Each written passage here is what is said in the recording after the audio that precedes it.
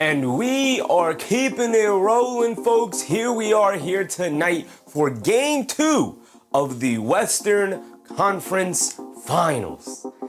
And how does Wembanyama follow up a legitimately historic performance in Game 1? Time will tell. So let's lock in. Let's start the show. Let's see what kind of answer the Oklahoma City Thunder and the reigning MVP SGA have as an answer. They're home. This is now a must-win game for the Oklahoma City Thunder. You have to expect they're going to respond, but let's find out.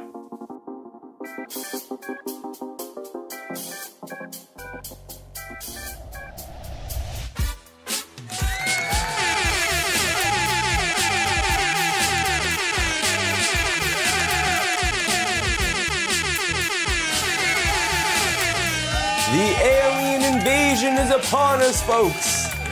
The invasion has come, and it is here in Oklahoma City. Aliens walk amongst us, folks. And they are named Victor Wembanyama. Out there, a ridiculous showing in Game 1 of his first ever conference finals appearance at simply 22 years old, his third season in the league, coming in second in MVP voting and going toe-to-toe. As a matter of fact, outplaying severely the reigning two-time MVP in Shai Gilgeous-Alexander. And so,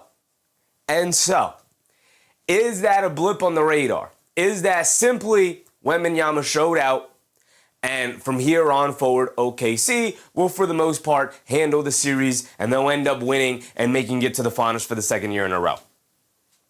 Or are we on the verge of a brand new era? We thought that we were maybe entering the era of the Oklahoma City Thunder dynasty. But is Wemby here to spoil the party and say, no, this is not a Thunder dynasty? Because we are here to keep them down and go toe-to-toe. Is this the new San Antonio Spurs of the past taking on the LA Lakers of the past? Tim Duncan and Shaq, Kobe and Manu? Or are the Spurs going to leapfrog the Thunder? That is always a possibility as well. And will the Thunder crumble away? Because they really don't have a matchup for this man. Nobody does. But other teams can at least match up somewhat with them. You even saw the series against the Minnesota Timberwolves. He didn't go absolutely nuclear in all of those games. We'll see what Wemby has in store here tonight. But also, at the same time, Wemby does not hate those teams the way he seemingly absolutely despises not just the Oklahoma City Thunder as a whole and as a team and as a construct, but their starting center, Chet Holmgren. Absolutely 1,000% can't even stand the sight of those guys. And so that is also fueling the absolute domination of Victor Wembanyama in that Game 1. We'll see what he has in store for Game 2 here today. And then on the other side, what does Shai Gilgeous-Alexander have in store for us today? He had, as I get my screen changer out from under the desk, what does SGA have in store for us here today, right? I wouldn't say he had a miserable Game 1, but he had a pretty somewhat disappointing Game 1 where the game plan of the San Antonio Spurs worked to perfection. They executed it phenomenally. And they really held SGA down in what was honestly one of the worst playoff games I've seen SGA make since becoming a top 3 player in the NBA. Really, he had no answers for this defense. It was a couple of times he found some chinks in the armor, found some space, and got all the way to the rim, particularly at the end of the game. Was that more a function of it being late in the game and both sides getting tired and SGA taking advantage of that? Or did he finally find an opportunity, finally find the spaces that allow him to attack the basket, even when Wembanyama is on the court? The third factor, the third thing to watch coming into tonight's game has to do with both of these teams, and that is the fatigue factor. I don't think we're going to see very good shooting from either side. Maybe we will, maybe it won't come into play. But they're coming off a double overtime, highly competitive, 58-minute game. Yeah, tacked on 10 minutes at the end of it. Normally a 48-minute game. We had 2 overtime periods, add 10 more minutes on top of that. A 58-minute game, which was back and forth all night long. No team really ever pulling away. There were no major comebacks that had to have happened. What are we going to see from these guys here tonight? Are the jump shots going to come up short? Are the legs not going to be there? Is this just going to become a defensive, absolute, grinded out type of rock fight? Because I'm down either way. Here we go. Remember in game 1, Alex Caruso could not miss from the perimeter. I highly doubt we get another game like that. That was a career high for him in the playoffs, 30 points. His previous was 23, I believe. So that is likely going to be the best game we see Alex Caruso play in the playoffs offensively. What do we have in store here for today? They tried Caruso guarding Wemby. It didn't work. They tried Holmgren guarding Wemby. That didn't work. They pulled Hartenstein after 12 minutes. They didn't even decide to go back to him. Just that Tony Brothers in the building. Oh, man, not Tony Brothers. Legitimately the worst official in the league. We'll see what kind of game we have officiated here today. Hopefully everybody's locked in and ready to go. Robert Klink. Will Fox start tonight? Good point. De'Aaron Fox is out yet again. The ankle injury appears to be pretty significant for him. So you know what? Maybe I was overly harsh on him in game 1. So that's my bad, De'Aaron Fox. That's my bad. He is seemingly very hurt with that ankle. And then they even showed a couple of images of him laboring and limping a little bit, even when he was on the bench. You know, walking around with his teammates and celebrating. He had a pretty noticeable limp to him. So you know what? My bad, De'Aaron Fox. Maybe I was overly harsh on you, but at the same time, you're in the Western Conference Finals, but it didn't really hurt your team too much. And Dylan Harper was phenomenal. So we'll see what kind of performances we get. Steph Castle struggled with turnovers. Dylan Harper was pretty phenomenal all around. Obviously, we know Wemby was superb at the end there. Can they have an encore performance here today, or will the Thunder follow it up with a win themselves to get it to a 1-1 series? Skomberg, what's up, Skomberg? Nikki, what's up, Nikki? Jason, what's up, Jason? Robert Kling, appreciate you, brother. Justice Dad. Who else do we have in here? Jason, I think I already said what's up, Jason. Ahmed, what's up, Ahmed?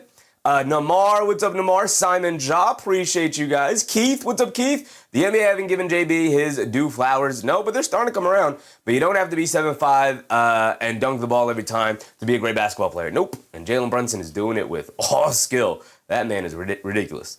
And it's how apropos is it to see a 7'7" alien do the things that he does on one night, and then the very next night we see a 6-foot guard do the things that he did in order for both of those guys to come through and pull off the victories. Absolute beauty. This is why I love basketball, because you got 7'7", you got the complete other end of the spectrum, 6 foot, and both of them dominating the game in different ways. What a beautiful game this is.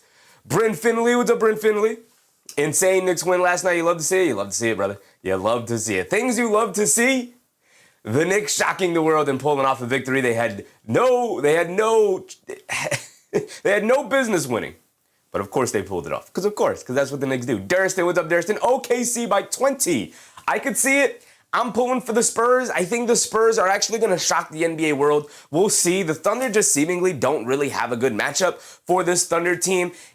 If Chet Holmgren steps up to guard Victor Wembanyama and does a halfway decent job, okay, I could see this being a close game. If SGA can find the chinks in the armor and find a way to get into his bag and actually put points on the board in an efficient manner, the way he did during the regular season against every other team in the league, then okay, I could see the Thunder winning this. And by the way, Thunder didn't even play that well. I know the Spurs also didn't play that well. Spurs played okay. Outside of Wembanyama, there was a lot of struggling going around. I mean, Dylan Harper was 1 for 7 from 3. We already went over the Steph Castle double-digit turnovers. He had what people referred to as a cripple-double. Not a triple-double, but a cripple-double with a C. Overall, it wasn't the greatest night. It was an okay night. It wasn't bad. My guy Lano Mona's getting us off on the right foot. Appreciate you, Lano. Thank you for your generosity, brother, with the 10 jewels. Appreciate you, brother. Jay Lopez, what's up, Jay Lopez? Must win? I kind of think it's a must win here too, because the next 2 games you're going to San Antonio. You got to think San Antonio is going to get 1 win there, and then you're looking down the barrel of a 3-1 series deficit if you're the reigning champions. Got to feel like a must win here today. Got to feel. Nikki said, anyone else kind of tight about how the Knicks almost lost last night? I can't get past it. What do you mean? It was a celebratory night, Nikki. It was a celebratory night. The Knicks survived the rust game. They couldn't knock down a shot from the perimeter. They were down 22 points. They had no business winning that game. They honestly probably didn't even deserve to win that game, and yet they pulled it out. Los, what's up, Los? Rain delay? It is raining out there. Up here in the Northeast. Doing too much. What's up, doing too much? Suns Jen. What's up, Suns Jen? Wonder how the Wolves feel after watching that 8-minute comeback. I mean, how the Wolves feel? Why would the Wolves feel some type of way about it? Scomberg, I don't know if I shouted my guy Scomberg. What's up, Scomberg? Durston, as always, appreciate you, brothers. Rose, Daniel Berry Sports. My guy Mark, as always, he said, still flying high after last night. Yes, sir, brother. Yes, sir. I've been watching so many videos. I've rewatched the highlights a million times. I wish I had the time in the day to go back and rewatch the whole game, but we got to keep it going. We got to keep moving forward. Game 2 tomorrow. Michael Mack, appreciate you, Michael Mack. Simon Jaw, Abigail, appreciate you. King Tomador, that's Mike Johnson. What's up, Johnson? Lionel Modus, of course, appreciate you, brother. Sean Martin, what's up, Sean? Morning. Morning to you, Sean. It is night for me. Dib Keith, what's up, Dib?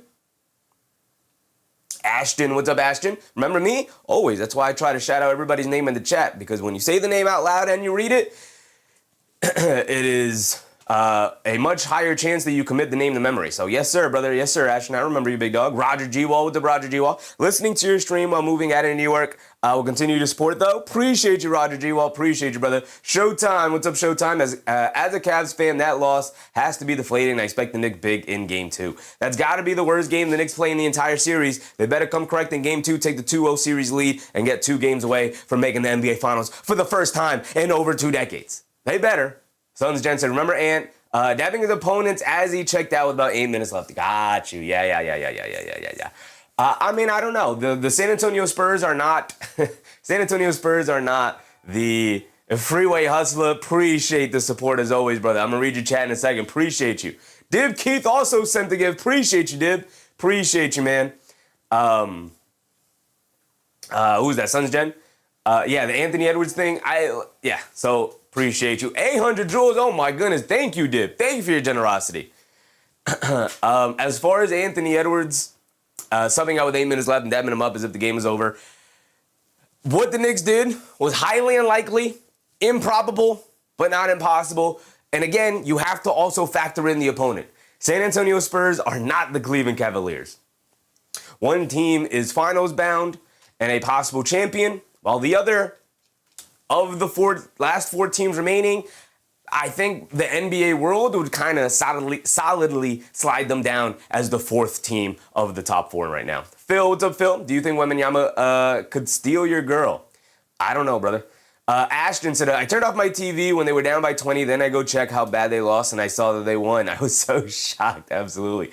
Aries, appreciate you, Aries. Everybody sending in their generosity and their support here tonight. Appreciate you guys. My goodness, sent in the flow state. Thank you for the 200 joules. Appreciate you. Dib Keith, Aries, Freeway Hustler. Thank you guys. Let me get to my guy Freeway Hustler. Let me throw that back up there so I can read the full super chat. Appreciate you, brother. He said, sup, Sheffy. I must publicly apologize for giving up on our Knicks. I went shopping for big boy pants, and I'm ready for the rest of the series. Let's go, Knicks. Appreciate you, Freeway. Appreciate you. Look, I don't blame anybody for feeling like the game was over. They showed no sign of life in that game.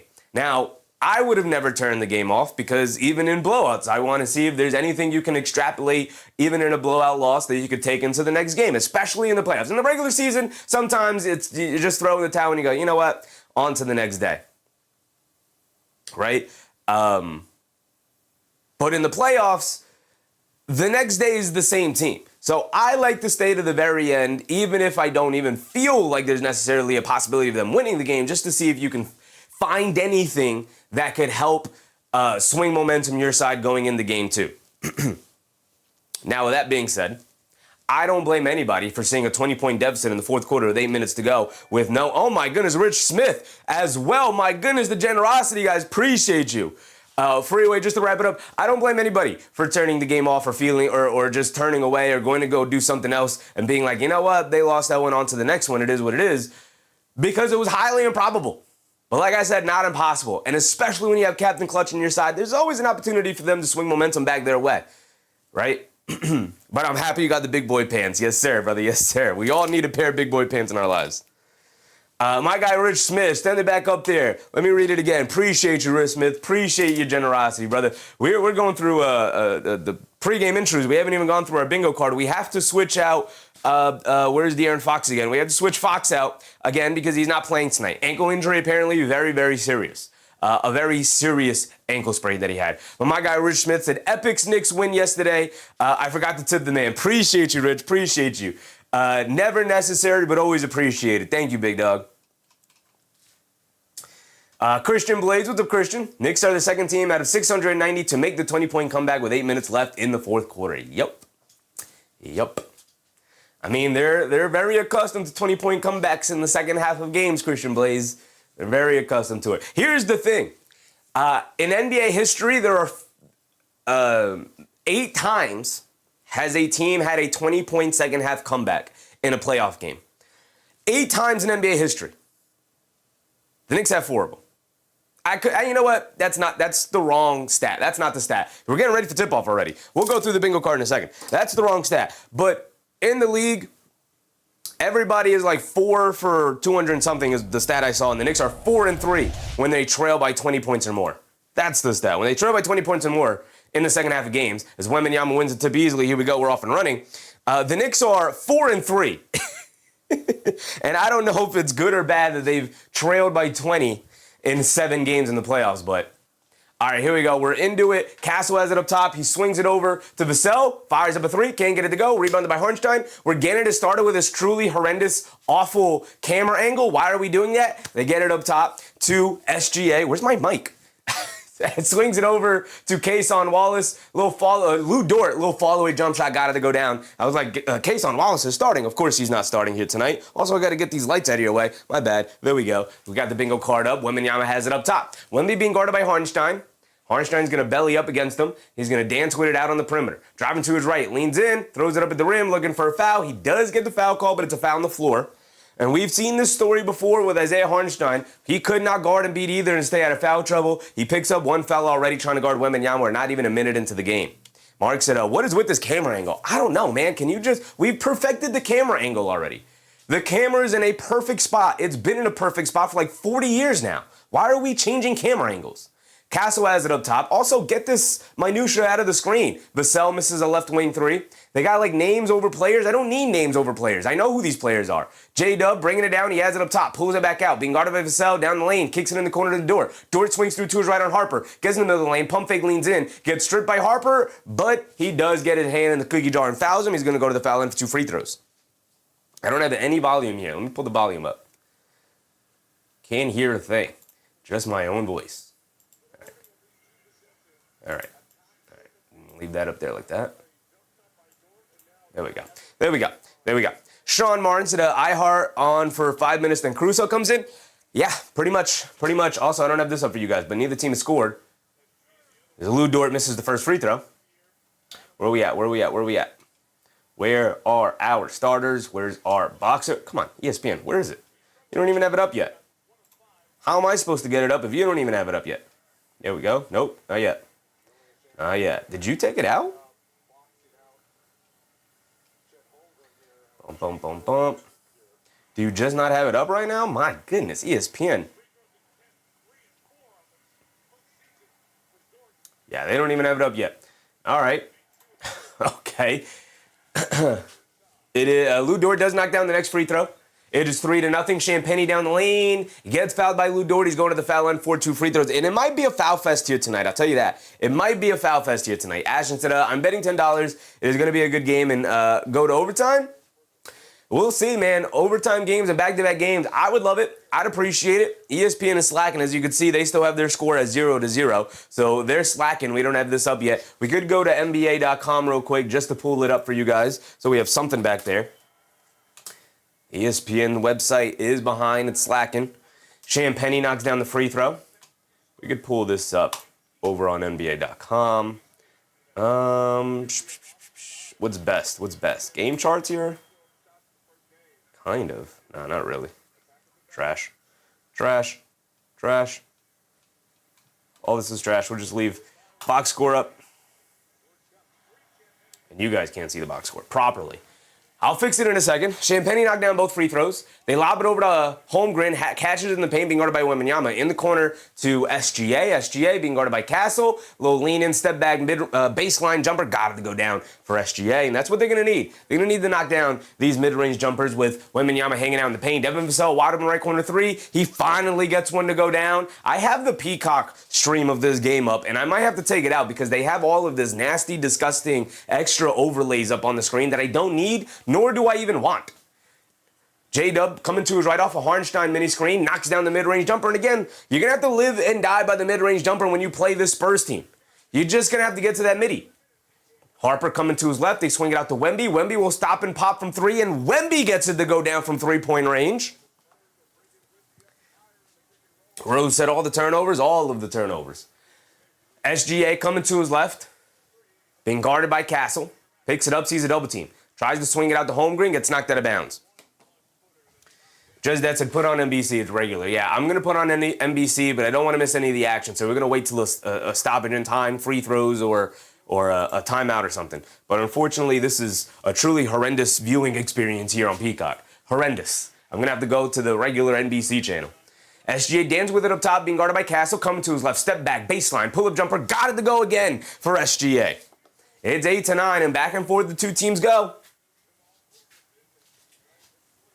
A little over 9 minutes to go. Harper up top, behind the back, coming to his right, leans in against Dort, just moves him out of the way. The rookie getting Lou Dort, football player Lou Dort, up out of the paint. And it's 10-9. J-Dub bringing it down, stops in the mid-range, coming to his left, in the paint, throws up the floater. Can't get it to go down, but he draws the foul. And J-Dub will go to the foul line for 2 free throws. And now we're going to have to switch the stream up. Let's do that. Keno Hart said, I just out in a regular channel and said San Antonio Spurs, and I immediately turned off the volume, thinking they meant Stephen A. Smith. Oh, they said SAS. Jaden said, this is about to be fun. Spurs are in the home white, and we hate it because they're on the road, right? Truly disgusting from the league. Truly disgusting stuff. All right. So we're going to have to go over here. Let's put the NBA stream on. Should be a better viewing experience. That was truly horrendous from Peacock. My goodness.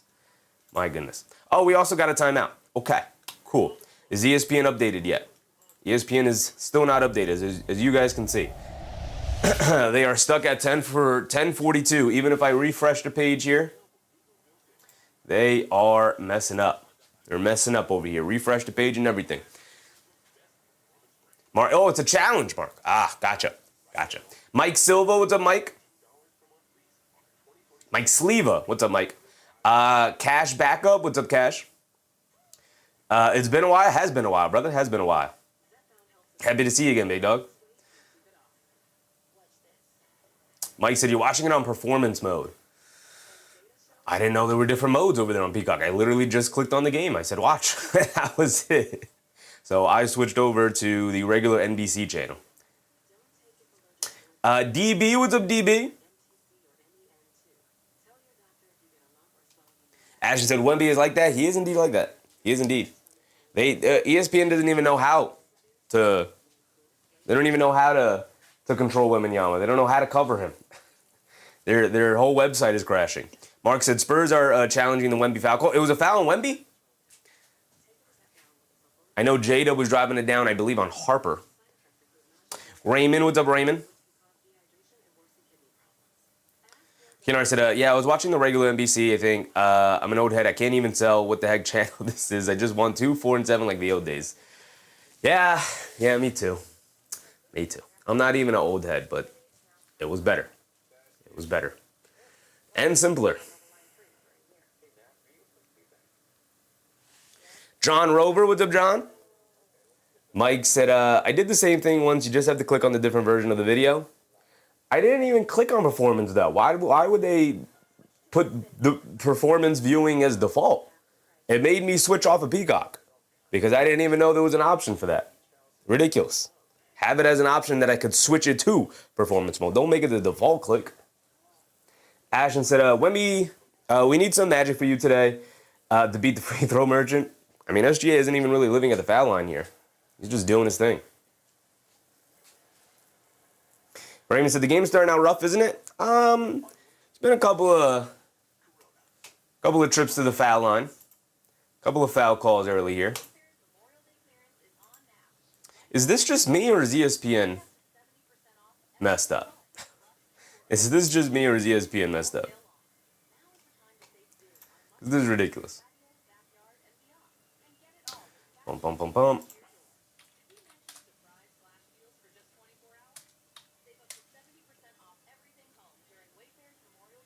TT in the morning. What's up, TT in the morning? Peacock is getting 0 stars from Chevy tonight. Yeah. Yeah, they are. Yeah, they are. Yeah, it's still messed up.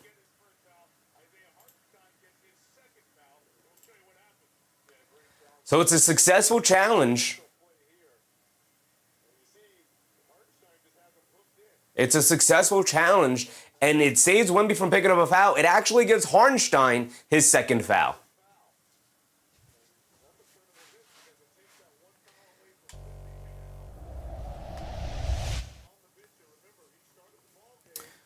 So that is filling in the bingo card. We didn't go over the bingo card. Should have went over there. But here we go. We're back into it. They get it over to Harper. Harper with the pass fake, has it in the paint, spins off of Holmgren. They kick it out to Vassell, coming to his right, gets to the baseline, the pull-up jumper over Hartenstein, can't get it to go. Over Holmgren, can't get it to go. Hartenstein the rebound, who remained in the game with the 2 fouls. They get it over to SGA up top. SGA coming to his right, off the Hartenstein screen. Stops, turns, spins, loses the handle on the ball. Hartenstein picks up his handle. He's got nowhere to go. Leaves it off to SGA. SGA on the right wing, coming to his right, off the screen, snaking it back to his left hand. Castle picks him up. He sees 3 defenders. They kick it out to Holmgren. He's going to pump fake, drive to his right. Vassell knocks the ball loose. Holmgren picks it up, puts up the little jumper in the paint, and they wave it off. It's a shot clock violation. Little over 8 minutes to go here, and we have a successful challenge and a shot clock violation. We'll fill in on the bingo card here. Amy Machua, what's up, Amy? I'd never seen Wemby play before Monday, and I am totally Wemby groupie by Wednesday. I mean, that's what he does to you. For sure. You watch him play once and you're like, oh my goodness, this is the evolution of basketball here. They swing it out. Vassell, wide open 3. Beautiful ball movement by the Spurs. Vassell can knock it down, though. Rebounded by Dort. And here comes the Oklahoma City Thunder bringing it down the other way. J-Dub attacking to his left. Has it in the paint. Little fall-away jumper over Vassell. Throws up an air ball. J-Dub looking for the foul, arguing with the ref. He doesn't get the call. And here comes Castle pushing the other way. Picked up by Holmgren. They swing it over to Wembanyama. He'll catch, he'll pump fake, he'll spin, he'll lose the handle on the ball, and SGA will pick it up and push it the other way. SGA beating Wemby down the court, trying to get an easy one before they set their defense. When SGA spins and pump fakes after picking up his handle, they swing it up top to Hartenstein. He gets to the foul line, high arcing floater, and he gets it to go down over Wemby. Didn't want to fully attack Wemby, but he knocks down the floater. And now here comes Castle. Castle has it up top, crosses over to his left, down the lane, sees an open lane in the basket, tried to go up strong for a big 2-handed hammer, and that's a foul on SGA. Castle had strong intentions there, my goodness. 7:11 to go. Mark said performance view is wild, like a video game. It was horrendous. There was stuff going on all over the screen. I was overstimulated. And I'm young. And I was overstimulated. I was like, what is I don't need all this information flowing. I need to just watch the basketball game. That's all I need to do. James Sumler, what's up, James? Who you got? I'm here for the support. Appreciate you, James, as always, as Castle knocks down the first free throw. I mean, I'm rooting for the Spurs. Just, I said it the other day. I really just want to see the champions go down. I love right now that we are on this run of not seeing back-to-back champions. I love it. I love this. Right? We have crowned the new champion 7 years in a row as Wemby subs out for the first time. And I want to keep that trend going. It's really nothing like, I'm not necessarily rooting for the Spurs. I'm more so rooting for the downfall of the Thunder. Jason said Castle trying to give SGA that poster again. Yeah, he was, man. He put that thing behind his head and he tried to rip that rim down. Castle hit the first free throw, knocks down the second free throw. A little over 7 minutes to go, and J-Dub will bring it down against Harper. Interesting matchup that they put Harper on J-Dub here to start the game. He's done an okay job, but J-Dub very aggressive in attacking that matchup. They swing it over to SGA, tries to spin off of Harper, picks up his handle. Honestly, they could have called the walk on that, but he did a good job holding on to his pivot foot. SGA swings it out to Dort. Dort will attack the lane. They kick it up top. J. Will wide open 3. They'll dare him to shoot it. He obliges, and he makes them pay by knocking it down. Big time shot for J. Will. And now here comes Castle bringing it down. He has it up top, being guarded by Caruso, coming to his right off the Vassell screen. Castle Tries to hit the corner pocket over to Johnson, gets picked up by J-Dub, SGA, and J-Dub driving it down, lefty layup by SGA, can't get it to go, no foul call. Excellent defense from Vassell on the break there. They get over to Vassell, extra pass to Castle, he attacks the baseline, cross-court pass, Keldon Johnson, wide open, left wing three, and he misses it wide right, but Castle, the offensive rebound, pump fake goes back up. Can't get the tip up and in, snatches his own offensive rebound in the paint, pump fakes, and finally draws the foul. My goodness, Castle, a man amongst boys down there. Just absolutely eating them up down there in the paint, out-athleticing them completely. Strength, speed, quickness, leaping ability, all of it on display on that drive there. Relentlessness from Steph Castle getting to the rim, grabbing his own offensive rebound, muscling through the big man, and ultimately drawing the foul. Now he's going to be rewarded with 2 free throws here. Keenan Hart, no Fox again. I did apologize to De'Aaron Fox. Apparently the ankle injury is very, very, very serious. So, Castle firing all the turret guns. Yeah, absolutely. They are very, very aggressive here.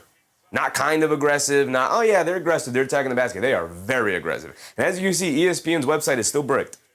Come on, ESPN, for a playoff game? We could figure something out and switch over to the box score over here on NBA.com. Like I could do something like this, and this is what we got for now, right? So SGA subs out 6 minutes into the game at the halfway point here. And Castle knocks down both free throws, and we're tied at 14. And we're at the halfway point. A.J. Mitchell gets it over to Caruso. Caruso will bring it down. James Sumler, appreciate you, James. He said, love my Knicks fans. Good night. This old man is going to bed. Appreciate you. Appreciate the support, James Sumler, and for your generous super chat. Appreciate you, brother. Appreciate you. Spurs come up with the steal off the A.J. Mitchell drive. He turns it over. Here comes Castle bringing it down against Caruso. Castle up top, attacking to his left. Stops, leaves it off inside the Cornet. Two-handed slam. And Castle is dominating the game so far with his decision-making. He does have about a turnover. Where is that over here?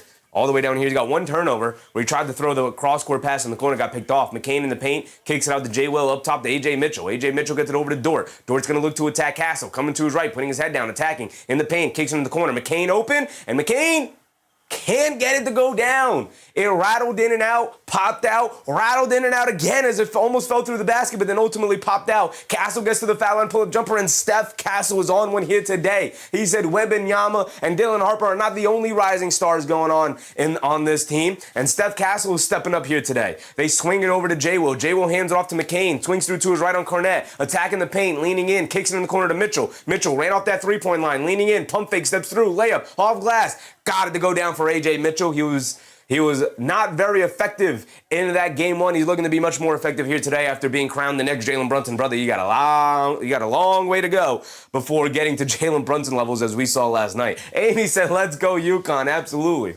Here comes Steph Castle bringing it down. Castle on the right wing, up top to Cornet. Cornet coming to his left, looking for a handoff partner. He has it in Johnson. Johnson coming to his right, gets bumped by J-Will, spins off of him, pump fake, steps through, spins again, almost travels with it, throws it up off glass. He can't get it to go down. Good box out from Jaron McCain on Cornet, and the rebound gets knocked to J-Will. Here comes Mitchell. Mitchell up top, dancing with it, pulls it back out over to J-Will, swings it over to Dort in the corner. They dare him to shoot it. He obliges, and he makes him pay by knocking it down. And just like that, the Thunder are back up by 1, 19-18. Here comes Castle bringing it down. He has it up top. Castle being guarded by Mitchell, attacking to his left, leaning in, throws up the tough contested floater, and Castle gets it to go down. A foul line, fall away floater, mostly looking for a foul it looked like, but he got the floater to go down anyway. Didn't get the foul. J. Will is the trailer, can't get the three to go. Rebound gets knocked loose, chased down by McCain. He's going to attack the paint, go up, layup, can't get it to go. Gets his own putback though, and a foul. They're going to wave the basket off. But they're going to give him 2 free throws off the initial drive to the rim. Keenan said, looked like traveling to me, to be honest. It did look like traveling to me as well. The Keldon Johnson one, it did look like traveling to me for sure. So Jaron McCain, pretty aggressive out here tonight. They need as much ball handling and scoring as they can get. McCain misses the first free throw. Can't be missing free throws. How much time do we have left? We have 3:45 to go. Curtis Payne, what's up, Curtis? Shout out to the chef for the call last night while stuck at work with no ESPN. Appreciate you, Curtis. Thank you for hanging out with us. Christian Blaze said ESPN is good now. All right, cool. Finally. Finally. We can get back to our normal. See, and now we threw off our thing. Now we threw off our groove. Slide that back over. We'll be all right. All right, cool. Now we just have to line it up. McCain knocks down the second free throw. There we go. Now we can see who's on the court. Thank you, Christian. Thank you, brother. We're tied at 20. McCain split the free throws. Keldon Johnson has it up top. 3:30 to go. Johnson being guarded by Wallace. Attacking to his left. Stops, turns, spins. Lost the hand on the ball. Picks it back up out to Champagnie. Throws up like a tough contested left wing three. And it goes out of bounds. And the ball is going to go back to the Spurs as he threw up an air ball over there. Kennard said, yeah, double spin involves changing your pivot. Yeah. The Keldon Johnson one. A.J. Mitchell ends up turning it over. It looked like Carter Bryant gets the steal. Dylan Harper up top. Swings it over to Champagnie. Extra pass to Johnson. Johnson will put up the left corner three. No hesitation. And Keldon Johnson will knock it down. And a timeout for the Oklahoma City Thunder here. Nice battle so far. The two superstars out of the game right now. Wemby came out first. SGA shortly followed. And both of these teams have been going at it. Although there is no J-Dub in the game either. The Spurs at least left Steph Castle back out there. They have Dylan Harper in for Castle now, getting him some rest. So neither team with either of their stars out there right now. No Wembanyama, no Castle. And the Thunder don't have SGA or J-Dub out on the court right now. Isaiah Gardner said, why is my timer still going? We got 3:20 to go. Isaiah Gardner said, AJ just doing too much? Yeah, I mean, look, man, it was all nice and simple when you were going up against Luke Kennard and Rui Hachimura and literally, 41-year-old LeBron, even though LeBron wasn't really matched up with him too much. Austin Reeves, it's all fun and games when there's no perimeter defense, but once you start going up against some perimeter defense, suddenly, the guy is having a tough time finding some airspace. I said teams are so deep, all these guys are real good, all of them. I mean, Champagnie was waived by the Philadelphia 76ers. He's a good basketball player. I mean, that has more to say about Philadelphia's ability to scout players, which, by the way, a guy also on the Oklahoma City Thunder, Isaiah Joe, was also waived by the Philadelphia 76ers just because they were like, you're not good enough, and they waived the guy. But they got to make sure they have Kyle Lowry on that team, right? And they really could have used Isaiah Joe or Julian Champagnie, but sure. But Carter Bryant, a lottery pick. Harper, a lottery pick. Luke Cornett, really solid backup big. Dylan Harper, obviously number 2 overall pick. Keldon Johnson, the number 30 overall pick in his draft. And they all turned out to be pretty dang good NBA players, if not, in Harper's case here, a possible superstar in the making. My goodness. I said, yeah, Lakers don't exactly have Bruce Bowen, Tony Allen, and Andre Iguodala out there. No, not at all.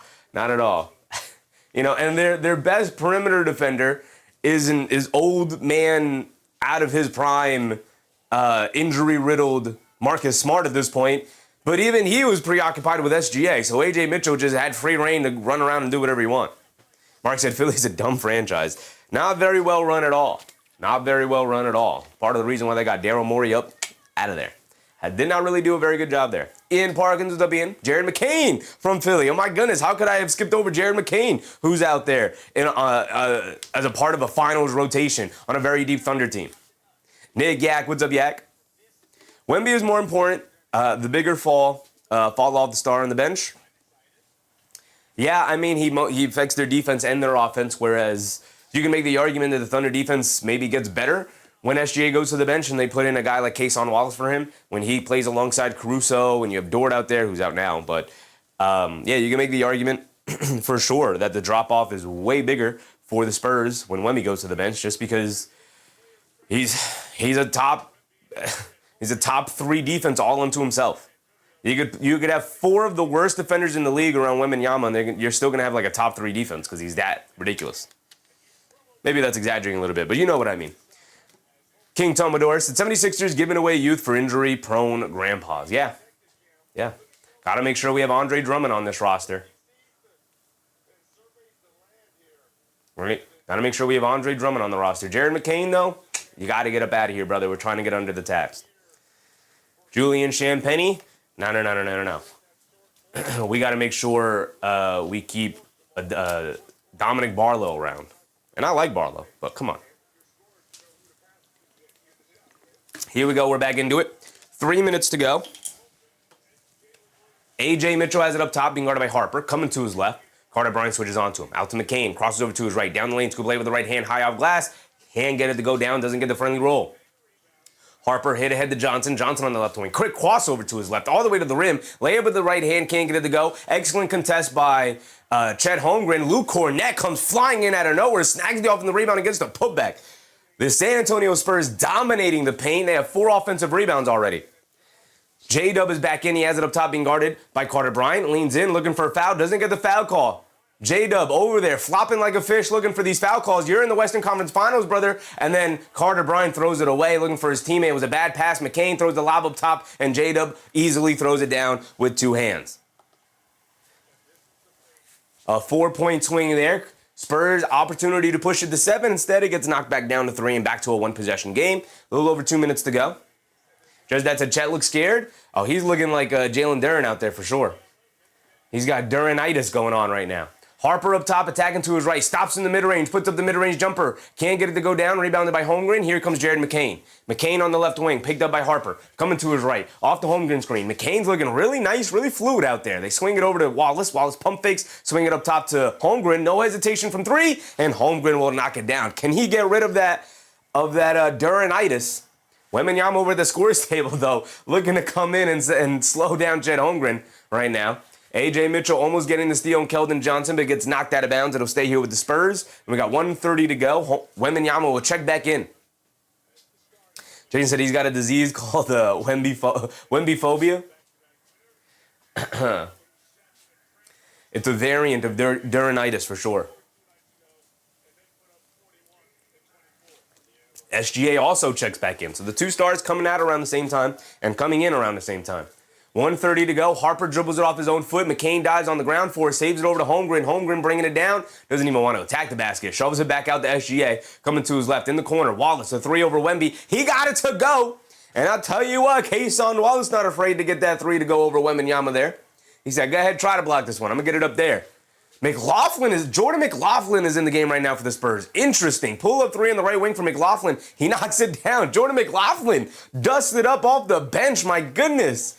Look at Mitch Johnson pulling some strings. As Jordan McLaughlin's in the game and he knocks down to 3. Is Castle injured or something? Or is he just digging deep into his bench? McCain, little pull-up jumper in the paint. Got it to go for Jared McCain. Very aggressive. Next time out, you guys got to remind me, we got to go over the bingo card here. Johnson gets the ball knocked out of his hands. They swing it around as the Spurs able to recover the loose ball.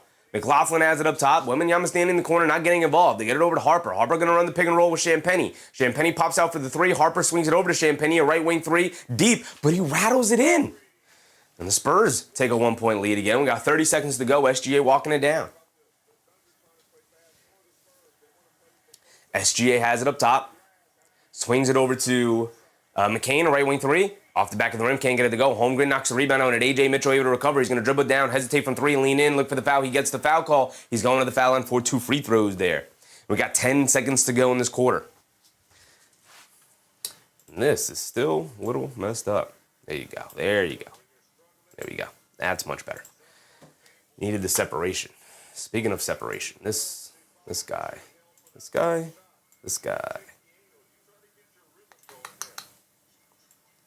Whoa. Trying to fix this on the fly while A.J. Mitchell's at the foul line. Dog, I just won the bingo card. There we go. All right. That's one way to do it. And then we can do this. Whoa. That's not what I want. Is it this? No. Is it this? There we go. And we can shrink that just a bit like that. Pull it over a little bit like that. Pull that up a little bit like that. All right, I like that. That's fine. Fine, we'll live with that. ESPN messing up our setup a little bit there.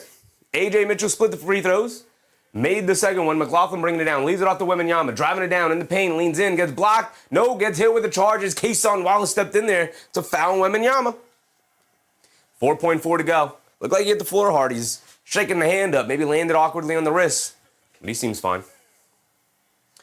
Lana Mona said, where's Alex Caruso? I mean, he got in the game, just didn't have much of an impact. They're leaning heavy on Jared McCain right now. He's got 4 points so far. He's been very aggressive. McCain and Mitchell. 3 points, 4 points, 7 off the bench for them. Even, he's not in the game right now, Isaiah Joe is. But even Kason Wallace came in. He's got 3 points, knocking down a 3. We're tied at 31 in the first quarter here. User with abuser. Caruso's supposed to score 30 points per game now. Jay will fire up the 3 over Wemby. Off the back rim, can't get it to go. And that'll be the end of the first quarter right there. We're tied at 31. And Wemby's still shaking off that left wrist. Holding on to it, stretching it out a little bit there.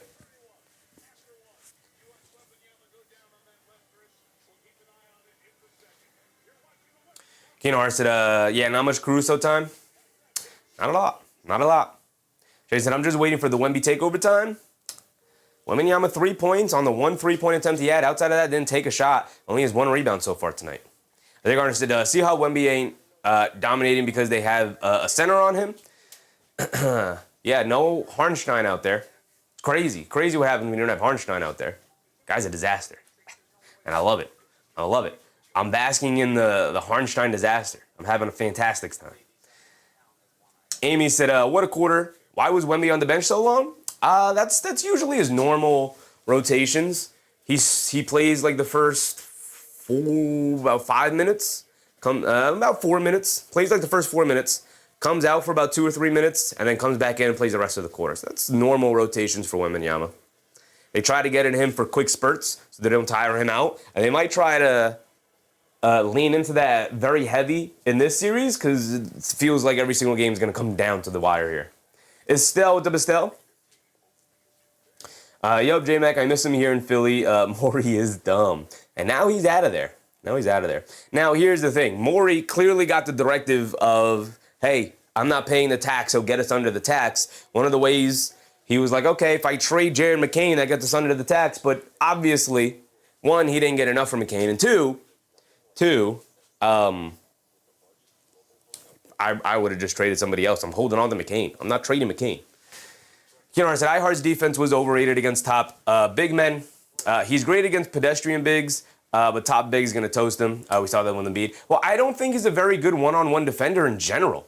I think he's a fantastic help side and team defender. I think he's great as a team defender. I think he's phenomenal as a team defender. I don't think he's very good as a one-on-one defender. I think he is overly aggressive. I don't think he has great positioning one-on-one. I don't think he has very good lateral movement. I don't think he has good fundamentals defensively. Like, I think he leans over on his defensive stance instead of like straight backing the stance with hands out and then looking to slide your feet as a big man. He leans over a lot. Like, if you watch him, he's leaning a lot like this, like hedging forward. You're off balance, brother. And in the NBA, with literally like some of the quickest athletes in the world, like, you're gonna get dusted. Even if you are going up against another big man, you're gonna get dusted. And to your point, the best big men in the world are going to destroy him one-on-one. I don't think he has very good fundamentals in that regard. Nick Yak said, normal since getting hurt? I mean, everybody gets hurt. You know? This has been a problem going back to since before he got hurt when he was with the Knicks. You could hide a lot of his deficiencies here in the Thunder because you have Chet Holmgren around him. He has so much talent around him. Jay Lopez said, Wemby too young to get tired?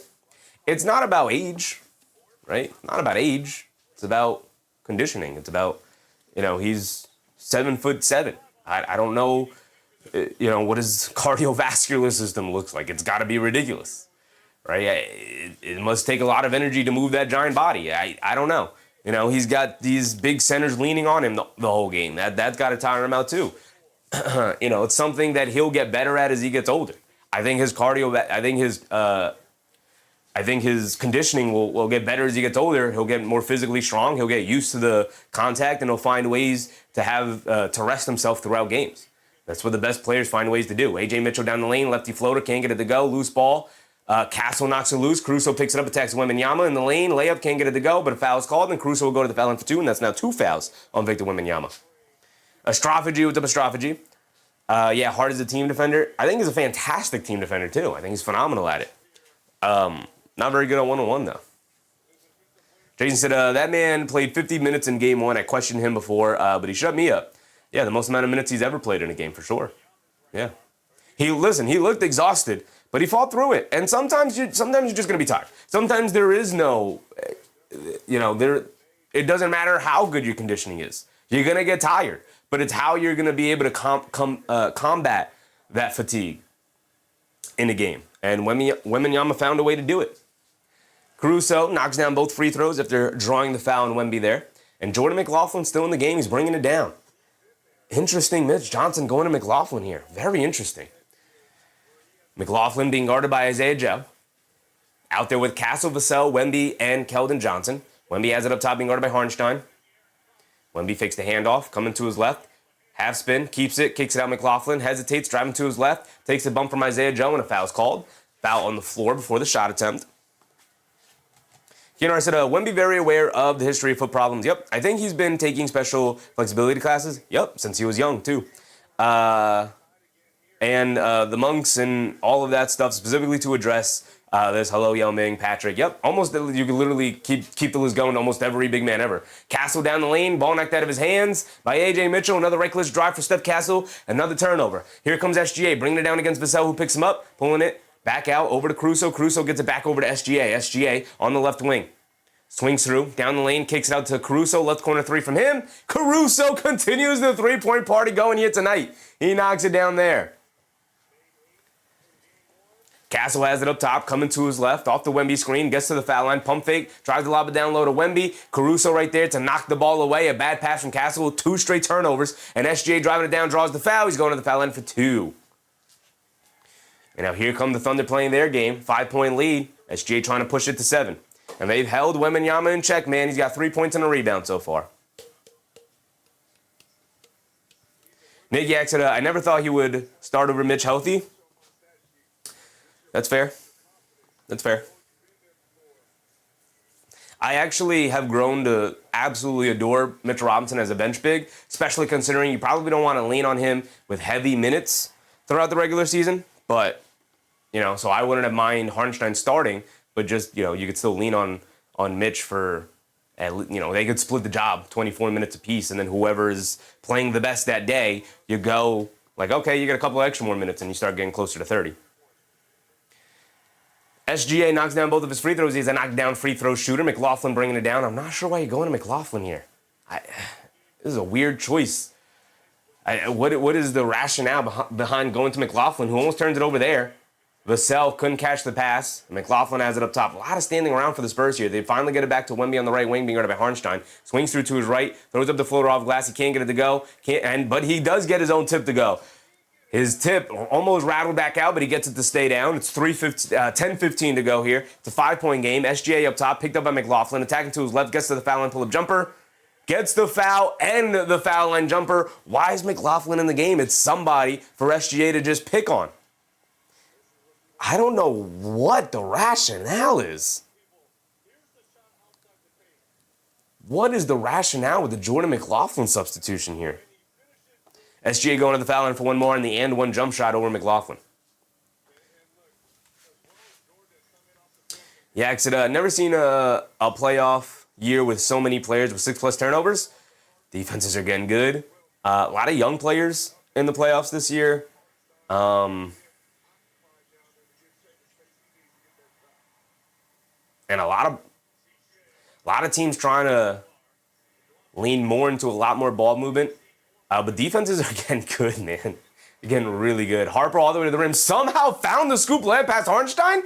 I was, in my mind, as he was going to the basket, I was like, it's not a great decision there, tagging Harnstein there. But he somehow hit the Euro step and got the scoop layup past Harnstein there. SJ driving it down, leans in, gets blocked from behind by Vassell. Harnstein picks up the loose ball, out to Joe, ran off the 3-point line by Wemby, shovels it inside to Wallace, who pulls it back out. He doesn't want to tag Wembanyama. They get it inside to Caruso, who dribbles out to the 3-point line. Caruso pulls it back out, mid-range follow-away jumper over Wemby. Got it to go! It looked like a terrible off-balance shot by Caruso, who had to put it over the shot clock winding down. But of course he gets it to drop down. The jump shot is immaculate right now for Alex Caruso. Castle turns it over again. He tried to throw the bullet pass down low to Harper. They swing it over to Joe, left wing 3. Can't get it to go down. Could have been a huge momentous shot there. Wembanyama hit the home run pass to Castle, who drives it all the way to the rim with the lefty layup. Again, past Harnstein, got the layup to go.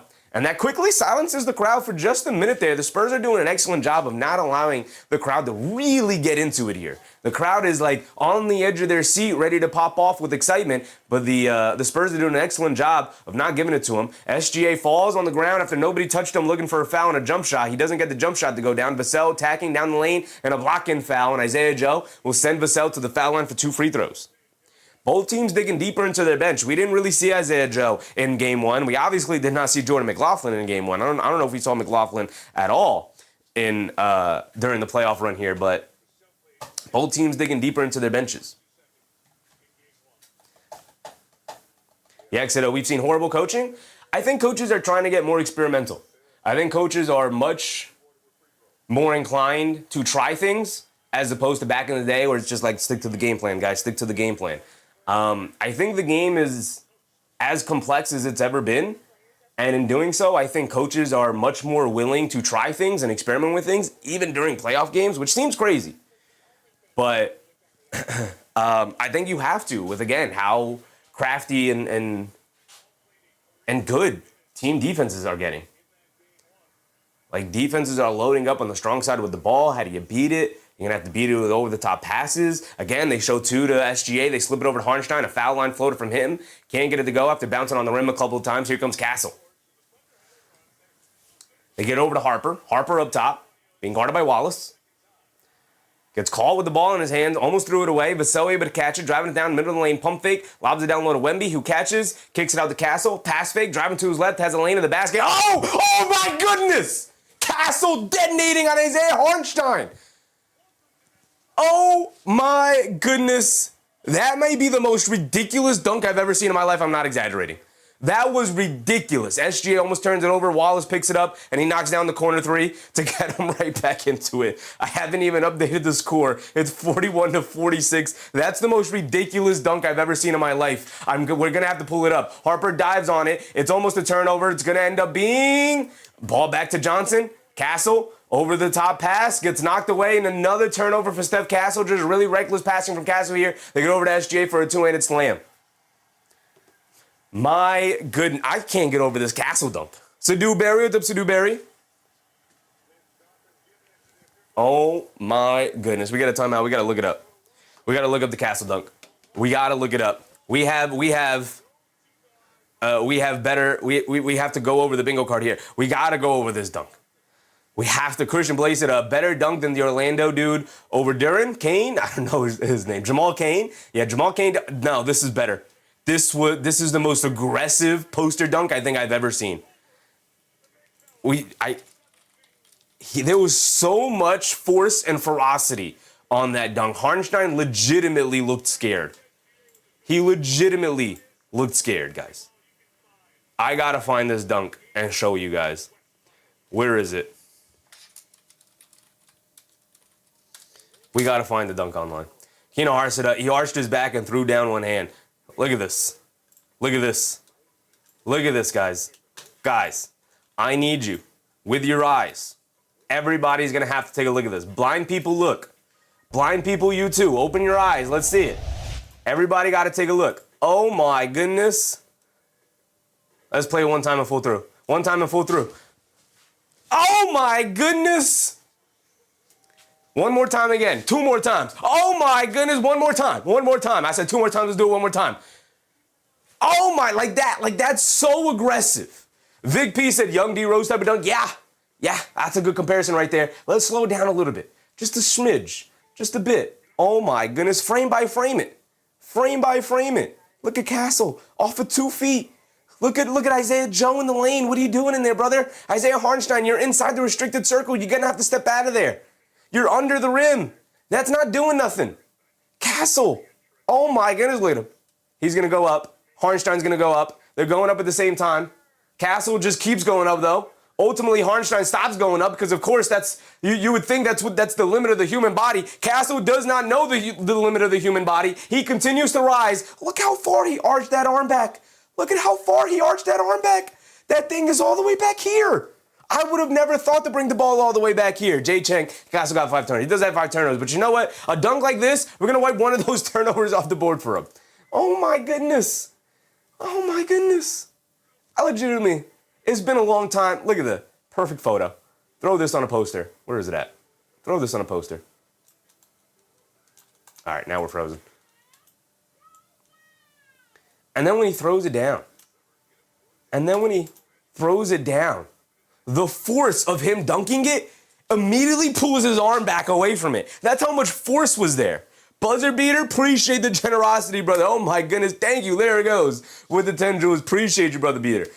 The ferocity in which he dunked this through the basket knocked his arm away. There was a concussive blast when he dunked it down low that his arm was immediately knocked away while he was still in the air. Oh my goodness, watch it one more time. One more time in full speed. Rising up. Oh my goodness. Mark said he threw it through the rim. He wanted like the glass to, I'm surprised I know it's plexiglass now, I'm surprised the plexiglass didn't shatter. I know it doesn't shatter like glass like it did back in the day, but if that was glass right there, he's Daryl Dawkins, that backboard right there. That backboard, they're lucky they changed up the material because that backboard would have exploded upon impact on that dunk. My goodness. My goodness. Chad Mecca, what's up, Chad? Nick Yak said Hartenstein won't come out after the break. I don't think I would. I don't think I would. My goodness. I spent that whole time out going over the dunk. We have yet to go over the bingo card. We will.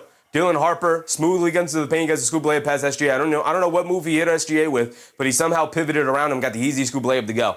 Here we go. It's a 5-point game. 43-48. We are a little over 7 minutes to go here. SGA up top, coming to his left off the Hartenstein screen, driving it down against Wemby, leans in, goes up, gets swatted out of there. Hartenstein picks it up. He gets swatted out of there by Wemby. He went up way too soft. Didn't you just see what Steph Castle did, brother? Go up stronger. Champagny in transition can't get the three to go. Rebounded by Wallace. Wallace will bring it down. We got a 5-point game, 48-43. Approaching the halfway point of the second quarter. Hartenstein has it up top, hands it off to SGA. SGA up top, attacking to his right, sneaking it back to his left hand, driving it down, step back at the foul line, sees two defenders, so he swings it over to Wallace. Wallace an open three, comes up short, loose ball. Wallace able to grab his own offensive rebound. They swing it over to Joe. Joe down the lane, swings it over to Hartenstein, back to Joe. Joe, left corner three from him, off the relocation, in and out, and it stays out. Rebounded by Vassell. Here comes Champagny. Champagny on the left wing, leaves it up top to Vassell. Vassell being guarded by Wallace, coming to his right, off the Wemby screen, driving it down in the lane, hop step, ball knocked out of his hands, another turnover for the Spurs, and now here comes SGA bringing it down, who has it up top. SGA attacking to his left, gets to the foul line, step back, mid-range, fall-away jumper, that's his shot, off the back rim, can't get it to go, loose ball, rebounded by Champagny, they get over to Carter Bryant, home run pass to Dylan Harper, he's just going to attack the lane, finger roll layup, comes up short, Dylan Harper does, and now here come the Thunder pushing it the other way, we're still stuck on 5, over to Joe in the right wing, he's going to pump fake attack to his left, leaves it off for Hartenstein at the foul line, he's going to pump fake, and he's going to look to kick it back out, over to Joe in the left corner, right through his hands, and he goes out of bounds. Hartenstein, a bit of a disaster here tonight, even offensively.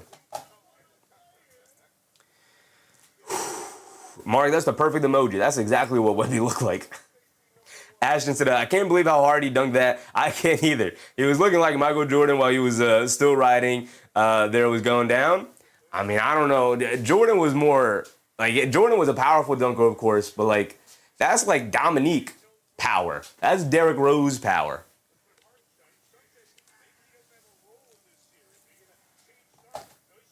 Keenar said, Michael never did the kind of dunk that I saw. He did other ones. Yeah. He was a different kind of dunker than the one we just saw there. That was straight power.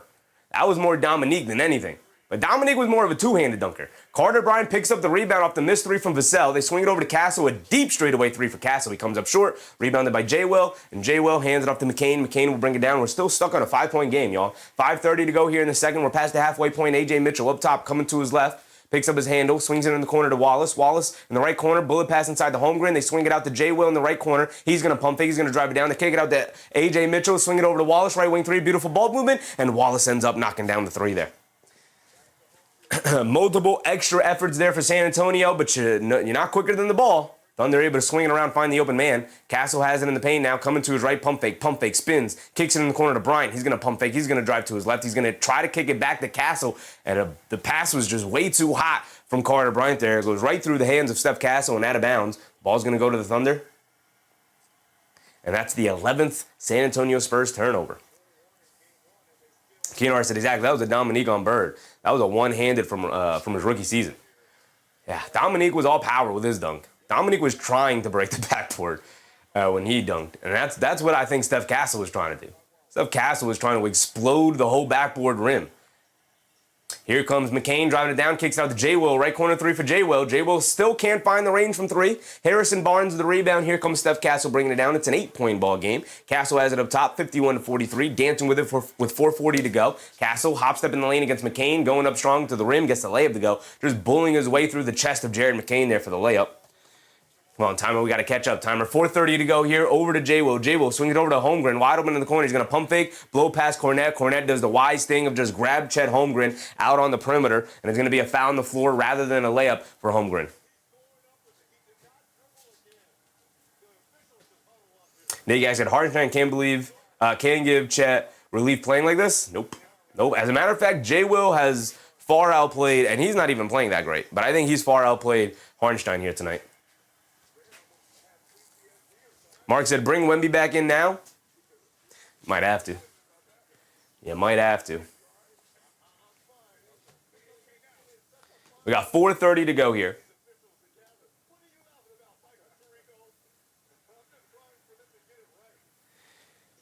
Did they give Holmgren that and one? They gave Holmgren an and one there, so it ends up being a really bad foul from Luke Cornette instead of a good foul. Project Slab with a very generous super chat. Appreciate you, Project Slab. He said, what up, Chevy? Let's go, Knicks. Let's go, Spurs. Knicks Spurs finals would be fantastic, I'll tell you that. Castle, little step back, fall away jumper in the paint. Got it to go down. It's a 7-point game, but it definitely feels like the Thunder are starting to have control of this one here. But the Spurs not going away quietly. A.J. Mitchell in the paint, kicks it out to Wallace. Wallace up top to Holmgren, attacking to his right, down the lane. Ball knocked out of his hands and a turnover for the Thunder and Holmgren there. Castle shot out of a cannon, pushing it the other way. Euros past J. Will, loses the ball out of bounds, but it's going to stay here with the Spurs. He avoids a turnover there. Mark said they're calling that a gather. Yeah, shocker. A gift for them. Yak said another turnover. 11 with 5 minutes to go. Yep, they are just throwing that ball around. Now look, that's what the Thunder do. The Thunder are the best at turning opponents over. That is like their defensive game plan. They're going to apply a ton of pressure out on the perimeter to your guards, and they're going to try and turn you over as much as possible. Champagny in the right corner. He hesitates from three initially, now puts it up over McCain. He can't get it to go. SGA the rebound. He shot out of a cannon. He's bringing it down. He gets to the foul line. He throws up the pull-up jumper over Cornette, and he gets it to drop down nice and easy. Not even looking to attack the rim. He said, let me just get to the jump shot. Let me make sure the jump shot's calibrated. And it is here tonight. He's got 13 points on 5 for 10 shooting. Dylan Harper has it up top. Wembanyama back to the scores table for the final 3.5 minutes here. How long will he have to wait before coming back into the game? Harper with the step-back mid-range fall-away jumper throws up an air ball. It's not your game, Dylan Harper. That's not your game. Here comes McCain bringing it down on the right wing, being guarded by Barnes. Loses the handle, and McCain almost dribbles it out of bounds, but he picks it up, and they get it out to Mitchell. Mitchell up top, being guarded by Harper. Coming to his right, spinning back to his left, coming off the J. Will screen, stinging it back to his right hand, has it in the mid-range against Cornette. He slips and falls. He dives on the floor. They kick it out to to Holmgren. Holmgren in the mid-range, being guarded by Champagny. Over 2 defenders, he puts up the jumper. He comes up short. Cornette with the rebound, gets knocked to the ground. No foul call. Castle able to pick up the loose ball. He's bringing it down. No look pass. Champagny in the paint, gets caught in the air, leaves it off for Castle. He's got to bring it back out, and ultimately gets pushed by J. Will, and he gets the foul call. Are they in the bonus? Nope. That's going to be side out of bounds. It's only the 3rd team foul in this quarter on the Oklahoma City Thunder. Kennard said, yep, Wemby's going to have to seize control. We have 3 minutes to go, and Wembanyama's going to come into the game after this timeout. Now, let's get to the bingo card finally. John Rover said Knicks versus Spurs in the finals. I hope so, brother. That'd be, in my opinion, that's the best possible finals outcome we could have right now. Niall Dimitri, what's up, Niall? John said, if San Antonio wins tonight, it's over. I mean, it would obviously lean very heavy in the Spurs' favor. All right, we have a couple things we got to fill in here. Off the top of my head, let's fill it in right away. Let's fill in the bingo card right away. We have a successful challenge, and we have a shot clock violation. Boom and boom, right next to each other. Beautiful. We'll fill that in right now. Been meaning to fill that in. Get rid of that now. Been meaning to fill this in. Boom and boom. There we go. Now, let's go over the rest that we have. We have A.J. Mitchell for 15 points. Somebody off the bench is going to have to score. We got A.J. Mitchell and Jared McCain tying up for 7 points here. Combined, We have a failed challenge. We don't have a failed challenge. We have a successful challenge. Fox for 20 points. We're going to change to Johnson, 15 points, like we did in the last game. Johnson has 3 here tonight so far, but we'll change this in a second. Let's continue to go down our bingo card. We have a travel as always. We have Champagne for 3 threes. I think Champagne has 1 3 here tonight. He's got 5 points, 1 made shot. I assume he has 1 made 3 here tonight. I think it is. 2 consecutive missed free throws from the same player. This just says 2 missed free throws from the same player. So you know what? If that's what happens here tonight, I forgot to put in consecutive missed free throws. So we'll just go off of what the bingo card says. Listen, I'm always trying to get bingo. I'm not trying to take bingo away from anybody here. So if we see a player miss 2 free throws, which we could check in a second to see if anybody's missed 2 free throws here tonight, we'll fill in this bingo spot. This should essentially be a free spot. Although both of these teams pretty good free throw shooting teams. Castle for 20 points. We're pretty good on that one. He's got 16. Definitely on pace for it. We have a logo 3 from anybody. We had a couple of guys try a couple of logo 3s, but haven't had anybody hit one. We have Kason Wallace for 15 points off the bench. I think he's knocked down 2 threes here tonight. So I wouldn't necessarily say he's on pace, but not out of the realm of possibility we see him score a little bit more. Might have to change these bench players, one of them with Alex Caruso, with how important he's been to this team and how much he's been scoring. SGA for 30. SGA tonight, 13 points. He's kind of on pace. He's getting there. It's 3 minutes to go in this quarter. He's got 13 already. Technical foul, Chet for 20. Chet's got 5. Not looking good. Even with Wembanyama on the court, he still can't take advantage. He's still only taking 3 shots. Not good enough. A double-double. Harper for 15 points. And Dylan Harper has 6 here tonight. So still not out of the realm of possibility, but they're going to need him to be a little bit more effective scoring here tonight. Just a bit. Kenan said McCain and Dort both missed 1 free throw. There you go. I don't know how many more times those guys are going to get to the foul line, but we'll keep it in mind. Maybe McCain. McCain's been aggressive tonight. Maybe he can get back to the foul line. I'm just not a big believer in Lou Dort getting back to the foul line. Not necessarily a huge part of his game. Vassell for 3 threes. Devin Vassell. He's not in the game right now, but we'll check it. Obviously, we'll probably check it around halftime. We have Vassell 3 threes. We have J-Dub for 20. J-Dub not in the game right now. We'll check it at halftime. We have a goaltend. We have a triple-double. We have McCain for 10 points. He's got 3s. Only made the 1 shot, the 1 3-point make. And then we have, he had an and 1. He had an and 1. That's where McCain, he missed a free throw. He didn't have an and 1. He made a shot, a mid-range shot, and then he had a free throw go down. And then we have 4-point play, and then, of course, we have Wemby for 30. The superstars getting the superstar treatment. Got to see the superstars go off for 30. Nick Yak said, winning with an off-Wemby game wouldn't look good for OKC. No, it would not. Wemby so far tonight, 5 points, 4 boards, 2 assists. Not the greatest game from Wemby. Obviously, the impact is always felt from Big Wemby, but you're going to have to start putting some points on the board for your team, brother. They're relying on you. Harper has it up top, being guarded by A.J. Mitchell, coming to his left, off the Wemby screen, over to the Wemby, at the foul line, pump fake against Harnstein, ball knocked out of his hands. Good defense from Harnstein there. Here comes SGA bringing it down. SGA up top, swings it over to Dort. Dort pump fakes back to SGA, swings through to his right, down the lane, hop step, little fall away baseline jumper. Got the go for SGA. He's getting to his spot and he's knocking it down here today.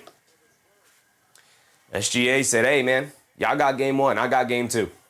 Castle has it up top, being guarded by Dort, coming to his left. Castle behind the back, kicks it up top to Harper. Harper being guarded by SGA, coming to his right for screen. They're going under these screens, daring him to shoot it. He's not. He spins off a Holmgren, reverse layup. Beautiful move. Can't get the finish, but that's because he's fouled by Chet Holmgren. Harper will go to the foul line for 2 free throws with a little over 2 minutes to go here. Angel A1 Droman. What's up, Angel? John Rover said Wemby will get a double-double. Most likely. He should.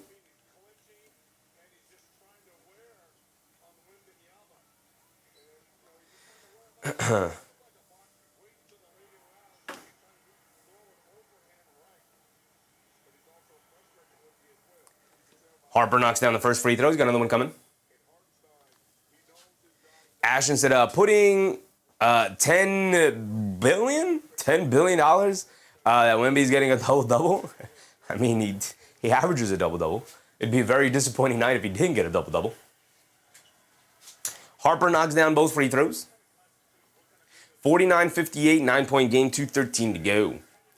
Probably if you're the Spurs, hasn't been a very good first half here. You're looking at it and you're thinking, if we can have this be around a 5-point game going to halftime, you got to feel good about that, but got some work to do here. 9-point lead here. SGA starting to find his spots here. Stops, kicks it out to Holmgren. Holmgren gets it back to SGA. SGA up top, attacking to his left, now coming to his right. They swing it out the door. Extra pass to Holmgren in the corner. Over Wemby. Gets blocked by Wembanyama.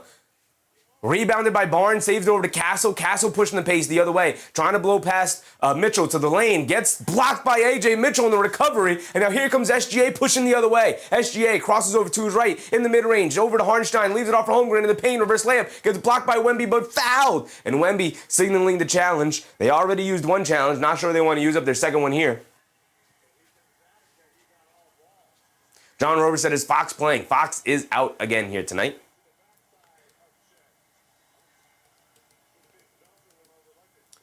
Wembanyama was very adamant. He got all ball there. And that is a clean block by Victor Wembanyama. And they're going to use the challenge. I don't mind it. I really don't mind it. I don't love it. But the reason why I don't mind it, number one, it's your star player, right? So if your star player is telling you, and I say it all the time, trust your star player. If my star player comes running over to me saying you better challenge that, guess what? I'm not even looking. I'm not even looking at the assistant coaches on the bench whose job it is to look at the replay on their tablets and then tell me like whether or not they should challenge it or not. I'm not even looking at them. I'm like, you're saying to challenge it? Taking your word for it. You're the leader of the team. You're the captain. You're the best player. All right, you're telling me to challenge it. We got to have that relationship where I just trust you. Fine, I'm challenging it. You guys know I've said that has been a belief of mine for sure. Now, sometimes you also need to look at your star player and be like, I'm not challenging that, buddy. Go out there and play ball.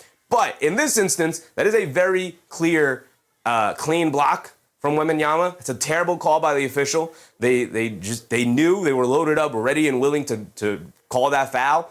Probably, like where did you see the foul? There was no foul. It was a clean block. Right, so they were preloaded, knowing I'm going to call this foul right now on Wemby down low here. And that's his third foul. So it's not even a bad use of your challenge here. You would have saved 2 fouls that Wemby would have been called for here tonight and keeping him out of foul trouble. So this is a great challenge. Now, the problem is you're only allowed 2 challenges in a game, and this is their second and final challenge, and they'll end up being successful. But again, having to use 2 challenges to keep your star player out of foul trouble because the referees are just hitting them with fouls after fouls after fouls, and having to use 2 challenges to be like, no, man, he's not fouling, and winning both of those is sending a message to the officials. If I'm Mitch Johnson and they come out and they say successful challenge is a clean block, which, by the way,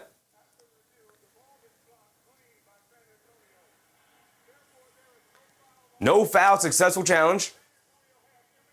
And San Antonio's imminent possession ball to San Antonio here. It's an excellent challenge. Now they're out of challenges, unfortunately. But if I'm Mitch Johnson, I'm now going over to the officials, which, by the way, Tony Brothers, one of the worst officials in the NBA, officiating this game here tonight. If I'm Mitch Johnson, Coach Johnson, I'm going over the officials.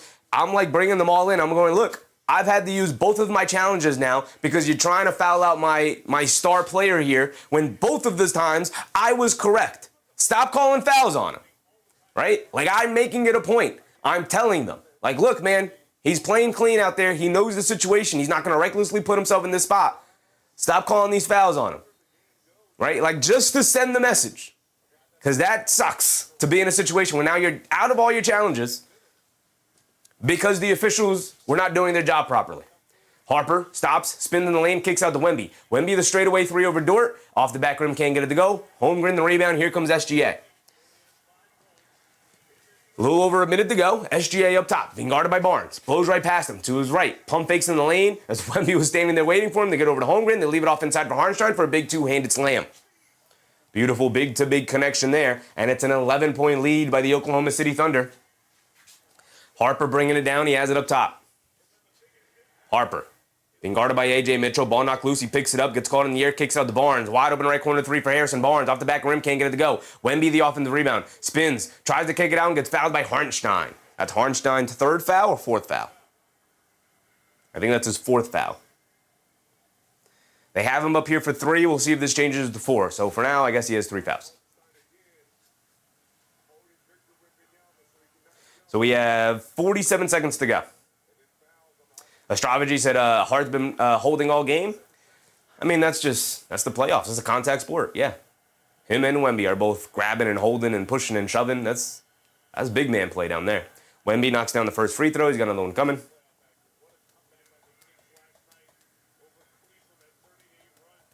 Keenan Hart said, look at that bogus crap in OKC. They're holding up signs telling fans to stand. Hey, man, they don't got to do that in New York. And we'll leave it at that. Someone will throw a tomato at you if you tried to tell them to stand when they didn't want to stand. But it's not like fans are not standing in the Garden anyway. They standing. Wemby knocks down both free throws. 51-60, 9-point game, 40 seconds to go. A.J. Mitchell up top being guarded by Vassell. Mitchell's going to dance with it. A.J. Mitchell, quick crossover, 2 is left on Vassell in the lane, throws up the floater, well contested, rattles it in for A.J. Mitchell. Nice quick move there. Here comes Dylan Harper bringing it down. A.J. Mitchell, that's 6 points now, 6 points for A.J. Mitchell. Harper up top being guarded by Mitchell. Coming to his right, pulls it back out, picks up his handle, gets it over to Champagnie, back to Harper. Harper crosses over to his right, pulls it back out, dancing with it. Driving it down in the paint. Step back, fall away midi, comes up short. That is not his game. Holmgren can't get the rebound. Barnes sneaks in. And then J-Dub flops to the floor. No, they hit him with the offensive foul. That's not J-Dub, that's Isaiah Joe. Excuse me. I got to see a replay on that. All I saw is suddenly Isaiah Joe jumping in the air and flailing his arms back and landing behind him. Let me see the replay on it. Oh, come on, man. Tony Brothers is the guy who makes the call. Out there, that's legitimately a fish flop out there, man. That is legitimately a flopping fish move. My goodness. I can't believe they gave him that. A.J. Mitchell bringing it down, coming to his right, off the screen, picks up his handle, kick it up top. SGA stops, turns, spins. Carter Bryant digs down, almost turns him over. SGA on the floor, and that'll end our first half. Beautiful defense from the Spurs. Especially from the rookie there, Carter Bryant digging down and almost forcing the turnover, but it'll end at 62-51. You know, I said, look at that bogus grab in OKC. They're holding up. Oh, I read that one. I thought we were talking about the flop there. Ashton said, tell OKC to stop flopping like a fish. That is it. Like if I'm Mitch Johnson, I'm looking at the officials and I'm like, if only I had a third. And I'm leaving it at that. I'd look at them, I'd be like, listen, if only I had a third. What are you doing? What are y'all? Tony Brothers continues to be the worst official in the NBA. Absolutely disgusting display by him.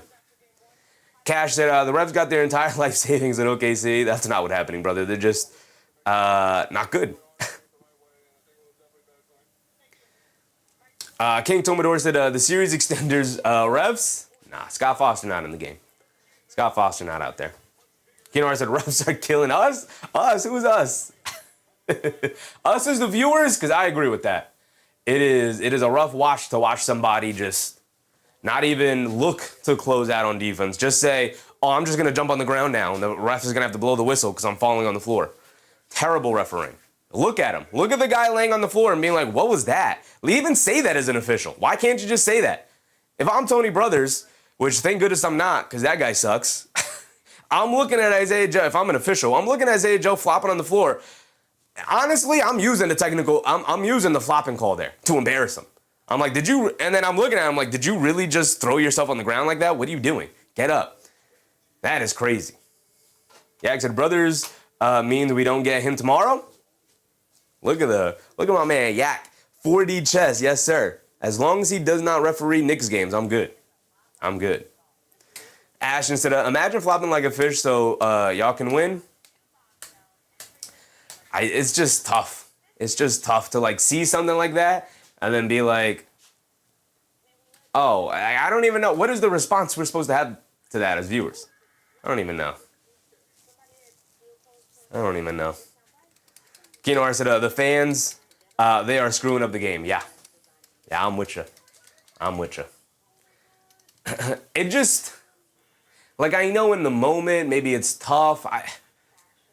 But if you're an official there, let me stop targeting Tony Brothers specifically. If you're an official there and you see a guy fall on the floor, but you don't see how or why he fell into the floor, I'm not going to interpret, oh, he must have been pushed and fouled.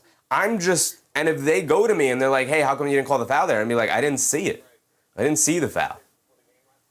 You know? I can't call something that I didn't see. I'm not just going to blow a whistle because he hit the floor. And I think that's the biggest problem. I think that's why we're seeing such incompetent officiating in the NBA when it comes to officiating flopping. Right? It's because a guy hits the floor and they're interpreting, well, the reason he hit the floor is because someone knocked him to the ground. That's not the case. That's not the case.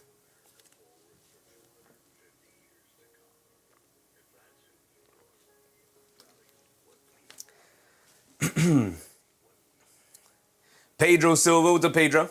Wemby has to be more aggressive, and so does Harper. I think they've been aggressive. They just need to be better. I think they've been. Wemby could be a bit more aggressive. That's true. I agree with that. I think Harper's been aggressive enough. He's taken 7 shots tonight, 30% from the field, 8 points. He's a rookie. He's a 20-year-old.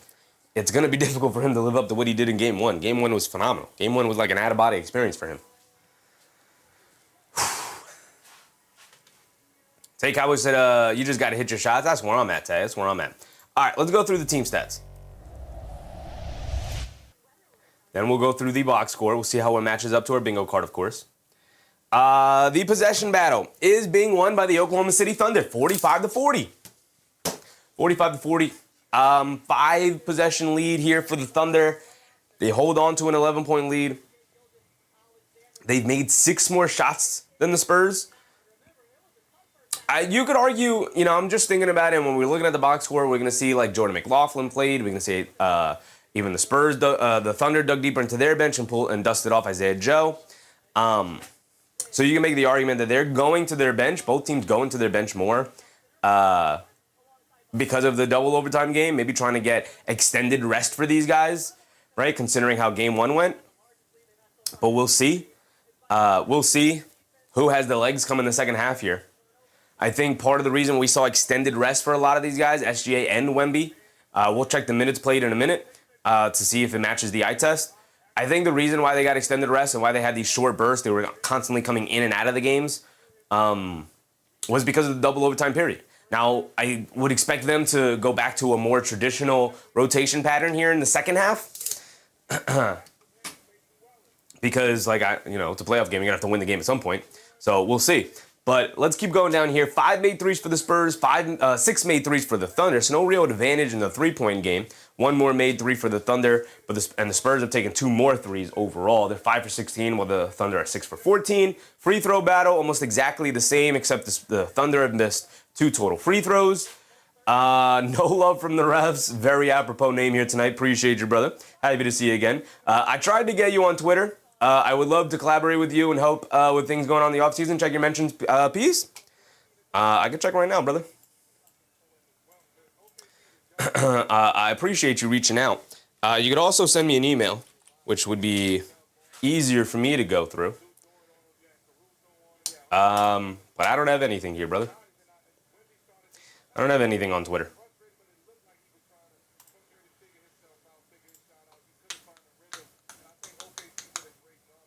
Did you add me? 'Cause I don't have anything over here, brother. Email me is easier. Appreciate you, brother. But there's no putting someone on a poster. On a t-shirt. All right. Yeah, I said turnovers don't help shot attempts. No, they do not. And we'll go over turnovers. Obviously, the Spurs have turned it over like crazy here tonight. Let's keep going through. We have rebounds 23-19. No love from the refs. You could hit my email. Would be easier to reach out to me. Like I said, you might have hit up the wrong person on Twitter because I don't got nothing, big dog. But email me. Rebounding battle, 23-19. Spurs slightly winning that. They have 3 more offensive rebounds than the Thunder. That has helped their possession battle a little bit, but the thing really hurting them is the turnovers. 13 first-half turnovers and only 6 for the Thunder. That is a huge obstacle to overcome. One of the few ways you could overcome it is by shooting the lights out of the ball, which the Spurs are not doing. Killing them in the free throw battle, which the Spurs are not doing. It's tied. And so that's where you find yourself down by 11. You're losing the turnover battle to a heavy margin, and it's allowed the Thunder to win the possession battle, even though you are winning the rebounding battle. And ultimately, that's where the game is being lost right now for the Spurs and being won by the Thunder. Thunder are turning the Spurs over here. 13 total turnovers. We'll go through the box score to see who's the main culprits. We know Castle is one of them, the major one. Keenar said, I've said consistently the turnovers are far underrated stat, and I think should be a primary stat. It kind of is a primary stat, no? I mean, turnovers are almost on every box score you see. You can go on NBA.com, you go to Bleacher Report, you go to ESPN.com, turnovers are right there. No Love said, I tried the third degree production Gmail, but it was returned to sender. All right, I don't do this often, but I'll throw it in the chat for you, big dog. I don't really like putting the email in the chat because if there's any bots in the chat, they could find it easily. And then you start to get spammed. But I'll throw it in the chat for you, big dog. Bum, bum, bum, bum, bum, bum, bum, bum. All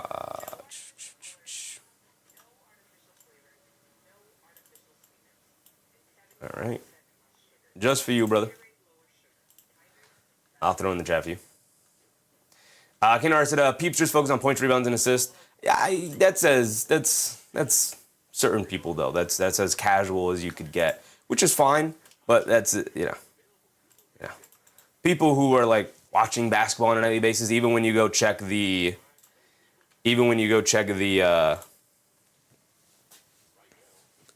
like casual people go check the box scores, they look at turnovers. It's there. It is a major stat. Obviously, points, rebounds, and assists are like the first three that everybody talks about mostly because those are positive stats. I think turnovers are the most important negative stat you could take a look at. Jerome Bale, what's up, Jerome? Can you buy me a McHale jersey and send it here in South Korea? Fortunately, I can't, brother. Fortunately, I can't. I will be doing some giveaways though, Jerome, at some point. So stick around. It might not be a McHale jersey right away, but we'll throw some things around, brother. So stay tuned in. Stay subscribed. Nick Yak said, an offensive rebounds help shot attempts. Yes, indeed they do. That's why the possession battle isn't like being dominated by the Thunder here, because the Spurs are winning the rebounding battle and the offensive rebounding battle as well. But the reason why it's only a 5 possession lead here for the Thunder in shot attempts is because the Spurs are winning the rebounding battle despite getting dominated in the turnover battle. So we look over points in the paint, 20-22. This is actually not very good for the Spurs. They're losing the points in the paint battle.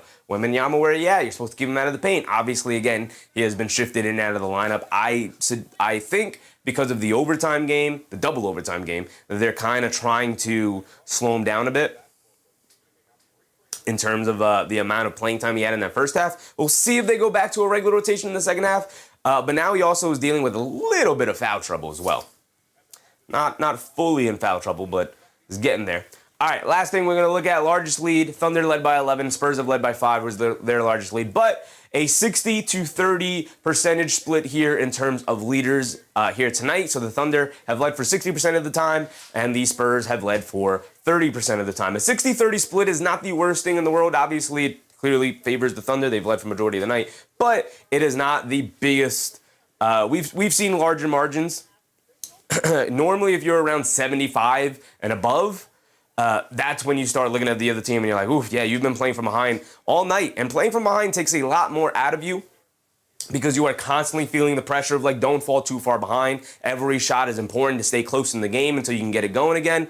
And so there's just far more pressure and far more energy being used in order to stay in the game and hang around when you've been trailing that long. Pedro said, Harnstein has been holding Wemby all the time and Revs don't do anything, holding his arm. I mean, that's basketball, brother. Basketball's a contact sport, and it's dirty and rough down low in the paint. You're going to have to overcome it. You're going to have to overcome it. You're going to have to find, like, you're going to have to grab and hold them back. Like, you're going to have to find ways to sneak around them and fight through the contact. That's just big man play in the paint. Like, there's pushing and holding on every possession. You're not going to call everything.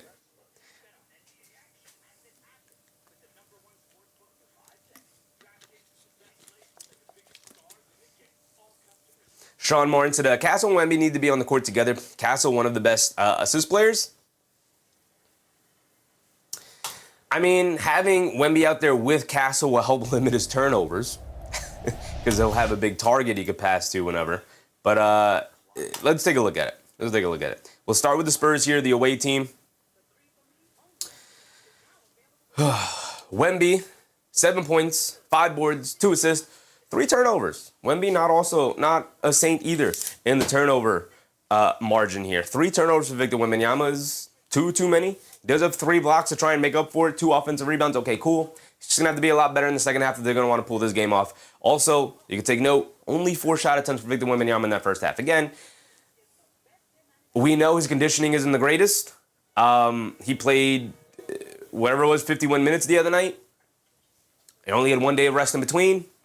Could be affecting him here tonight. It's one of the biggest weaknesses in his game right now is that he just isn't conditioned well enough. And we'll see how they combat it here tonight. He's going to need to fight through it. Whatever kind of fatigue he's feeling, he's going to need to fight through it and come through for his team here tonight. Because he's been okay, but obviously when you're a superstar level player and you want to announce yourself as the best player in the league, performances like this are not going to get it done. You're just not going to get it done. You want to walk around like you're the best player in the league now, Wemby? This ain't going to get it done. Julian Champagnie, 5 points. He's 1 for 4 from 3. We need 3 threes from Champagnie, as we have up here. 1 for 4 from 3. Not going to get it done from Champagnie. You need a little bit more out of him. He does have 3 boards, 2 assists. I think he's been fine. Defense has been solid. He's been a nice connected player. But they need somebody to step up here. And it's not been Champagnie and it's not been Vassell, who's 1 for 5 from 3 and 1 for 6 from the field. 2 rebounds for him. And you've barely felt his presence out there. Looking at the minutes totals here, Wembanyama played the least amount of the starters. Only played 15 minutes. Everyone else, I mean, it's not too much more. Only 2 more minutes for the other 3 starters. And then Champagnie was 16. So they've all played about the same. But in 24 minutes, in a 24-minute first half, I want to see a lot of these guys closer to 20. Like, you're in the conference finals. I know you got a deep bench that you trust. But speaking of, Dylan Harper, 8 points, 1 rebound, 3 assists, 1 turnover. Dylan Harper, underrated aspect for a rookie here. He doesn't turn the ball over. And that is going to benefit the Spurs moving forward, especially with Steph Castle, who turns the ball over like crazy. Yeah, I said Fox helps because he is the starting point guard. Yeah, and he helps take the ball handling and playmaking responsibilities away from Castle. They can split it a little bit, so Castle doesn't, Castle to start the year, we were monitoring this early in the year. We were on this early, right? Castle was over 4 turnovers per game to start the year, like the first 20 games of the season.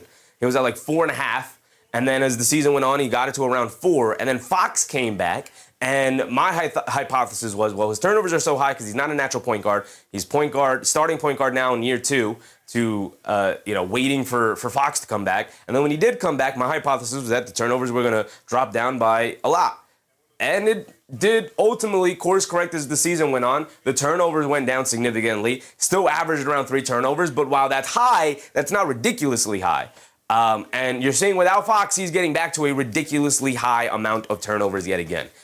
Fox, not only is he, an all-star point guard, he can put the ball in the basket, apply pressure with the speed, the defense, the hands, the steals that he can get, and whatnot, the ball handling so he doesn't turn the ball over. He also allows other ball handlers on his team to not turn the ball over as well.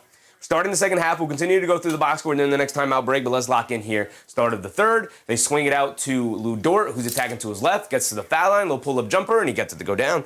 And we talked about the start of the game. The Thunder are going to have to get very comfortable with those little pull-up jump shots. We know SGA is comfortable with it, but is everybody else comfortable with it? And so far here tonight, yeah, a lot of guys a little bit more comfortable with it, knowing that that's the shot they're going to be settling for here tonight. Christian Blake said OKC defense wouldn't be this comfortable and rested with Fox in. Absolutely. They swing it over to Wemby. Wemby in the post, fall-away jumper over Hartenstein. Got it to go down. There you go, Wemby, being aggressive with the ball in your hands. Just turning and fire over Hartenstein there. Amy Machu said Castle has a lot of turnovers, but he also is the greatest dunk ever in Hartenstein, so he gets a long pass. Yeah, I'll take a turnover away from him for that. Chet Holmgren throws up a 3, airballs it. And the ball's going to go back to the Spurs here. Sean Martin said Brunson will be famous coffee grinder. What? What does that mean? Harper bringing it down against Kayson Wallace getting the start here. Coming to his right, driving it down, in the lane, lefty layup, got it to go. No J-Dub? No J-Dub. J-Dub not out there. Is he done? We know he's dealing with the hamstring injury. No J-Dub to start the second half. Kayson Wallace out there. SGA leaves it off for Hartenstein. Hartenstein up top, coming to his right. Leaves it off for Dort. Dort over to SGA. Swings through to his right. SGA up top. Shot clock down to 7. He's going to have to make something out of nothing. Coming to his right against Castle. Driving it down. Gets into the paint. Leans in. Leaves it off for Wallace. Pump fake. Wraps it over to Hartenstein. A floater over Wemby. Got it to go down for Isaiah Hartenstein. That teardrop floater from Hartenstein. Jose NYC, what's up, Jose? Fox needs to be suited up. When is he expected back? I think he was a game time decision. And Castle gets fouled by SGA, driving it to the rim. I think he was a game time decision, so I don't think he's super far away. But even when he does come back, he's not going to be close to 100%. So I don't know what is. And yeah, J-Dub goes back to the locker room, holding that hamstring, that left hamstring, man. He's got an ice pack on it, something on it, heat pad, whatever he's got on it. Champagne fires up a right wing threat. The handoff can't get it to go. Wembanyama, the offensive rebound. Pulls it out, stops, pops. Is he feeling it like that? Oh, he's feeling it like that. Here comes Wembanyama getting aggressive. Okay. All right, Wemby. Team down by 8. 58-66. What you got? You get over to SGA. SGA up top, being guarded by Castle. SGA coming to his right, driving it down in the paint, almost lost the ball, picks it up, swings it out to Wallace. Wallace catches, drives to the lane in the paint, shoves it over to Harnstein. Another foul line floater, off the back rim this time, can't get it to go. Harnstein, the offensive rebound, as it careens right back to him. They swing it over to Wallace, wide open left corner 3. Wallace can't get it to go. Wembanyama with a box out and a rebound there. Wembanyama getting a lot more active to start this third quarter, and they're going to need it. They trail by 8, 58-66. Harper coming to his right. They lob it down low. Harnstein ends up fouling Wembanyama. Looked like maybe he was going to get away with it clean, but they call the foul, and Wembanyama will go to the foul line for 2.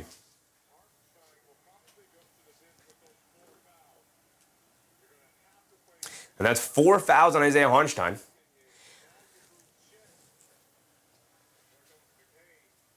Jaron McCain's going to come in the game.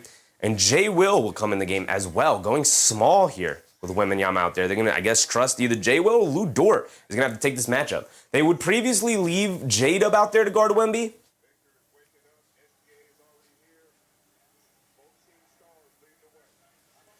Harper up top, attacking to his right, in the paint, kicks it out to Wemby. Extra pass, Vassell, left corner 3, has been off all night, but he gets that one to go down. That's the second made 3 for Devin Vassell. We need him for one more on our bingo card. We got a little over 9 minutes to go here, and we got a 5-point ball game, 66-61. SGA up top, swings it over to J-Will. J-Will over to Dort. Dort coming to his right. Castle switched on to him. Over to Wallace, ran up the 3-point line, driving it down. They kick it out. J-Will, left corner 3 over Wemby. In and out, and it stays out. Harper with the rebound. Ball knocked loose by Wallace, but picked up by Castle. Hit ahead to Harper. Harper driving it down in the lane. Hop step, down the paint, finger roll layup. Got it to go. What a move from Dylan Harper, and a timeout is called. As Mark Dagnall beelines it to official looking for a foul call. Show me the review. Show me the replay of it. And if I see a flop here, I'm gonna lose my mind. Wemby. Oh, come on! That's what we're arguing here? That's what we're arguing. Come on, Mark Dagnall. He's got to be one of the most annoying coaches in the league. That's what we're arguing, Dagnall? We're not going to look at our player, Mark Dagnall, and say, man, get on your feet and guard him. Keenan Hart said, Hop said that was a huge travel. It was a huge travel. It was like a 19-step travel. But we don't call travels in the NBA, so I'm fine with it. Honestly, I'm mostly fine with it. You know what? When you have a guy laying on the ground because he flopped to the floor, I'm going to give the offensive player the benefit of the doubt because he had to watch his step and hop step around you. So you know what? You're allowed 2 extra steps. If a guy's laying on the ground because he flopped to the floor looking for a foul, if I'm the official, I'm looking at him like, yeah, that was a travel, but he had to travel, or else he would have stomped all over your face because you flopped to the ground. So go ahead, travel with the ball. Go ahead, I'm fine with it. You know, I said don't call the foul called traveling. I'm fine with how little the NBA calls travels. It really doesn't bother me that much.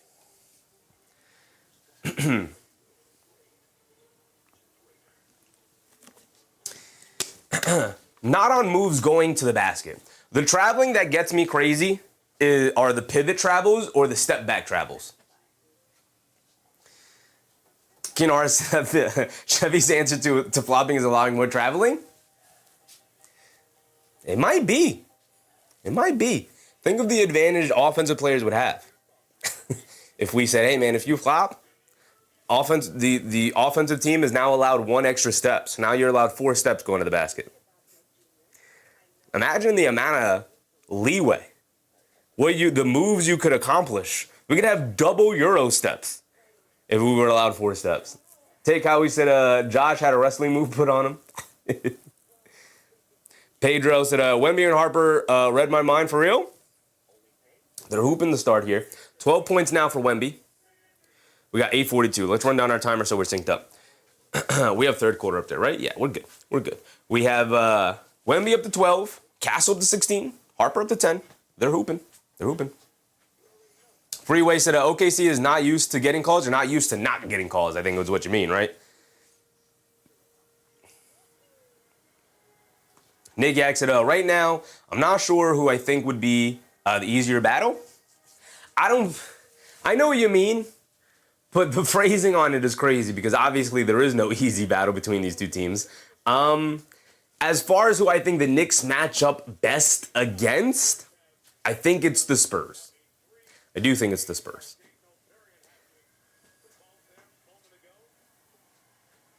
Amy Machu said, eventually you'll be able to take enough steps for a logo dunk.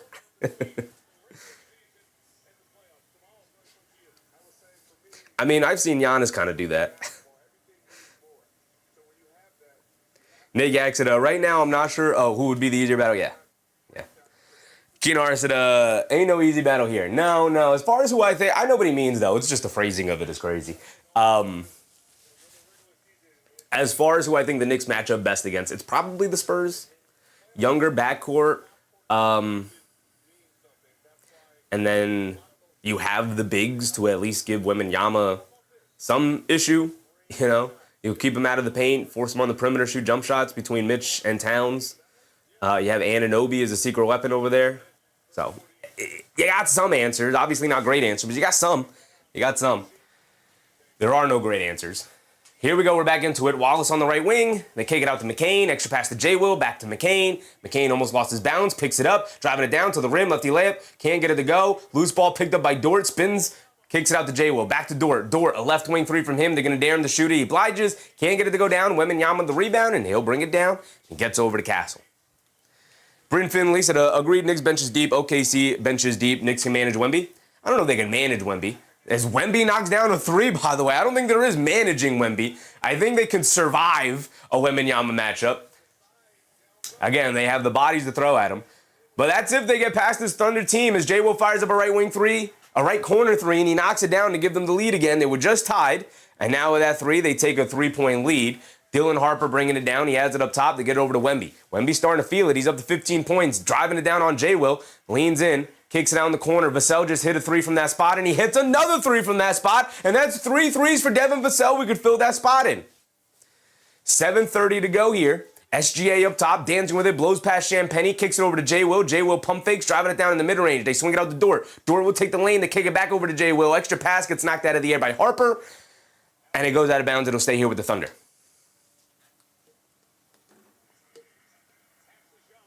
Nick Yak said, depending how bad hamstring is. Yep, that is always the question, for sure.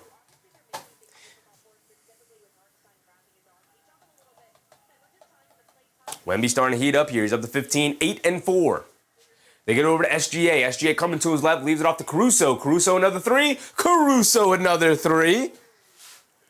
This man, I don't know what he did between the regular season and tonight, or this series, game 1 and game 2, but he is just like, oh, actually, I'm Klay Thompson now. Actually, I'm not going to miss a spot up three. Wembanyama down the lane off glass, can't get it to go. Oh, my goodness. The go-go gadget arm went up there and got his own putback dunk off the missed floater. 71-72. SGA driving it down, sees two defenders. They kick it out to Caruso. Extra pass to J-Will. Extra pass to Dort. Dort will take the baseline against Wembanyama. Leaves it off inside to Caruso. Lefty lamp. Gets blocked by Wemby, because of course it does. And then Lou Dort picks up a foul. And I think Wemby is telling the official something as Lou Dort. He picked up the foul and then reached down. I don't know what he did. Did he smack Wemby? Did he go to reach for the ball after the foul was already called? There was a weird interaction there, and Wemby immediately sat up. He's sitting on the ground, sat up and was eye level with the official. He wasn't really, but started talking to the official. Something happened. Oh, he tried to reach and grab for the ball. That's not technical worthy. That's just gamesmanship. Lana Mona said another overtime. We might be on our way to another overtime. Wembanyama had 7 points in the first half. He's got 10 already here in this third quarter, and we're not even at the halfway point yet. 30 seconds to go. 6:30 remaining here. Harper over to Castle. Right corner three from him. Castle too strong, can't get it to go. SGA skies for the rebound, and he will bring it down. SGA up top, being guarded by Champagnie, and Champagnie picks up a reach-in foul.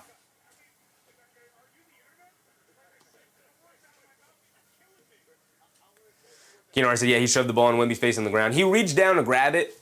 Wembanyama was laying on the ground holding the ball like this, and Lou Dort reached down to grab it, and Wemby didn't let it go. So I don't know if the ball ended up hitting his face or something, but well, it's just a little gamesmanship.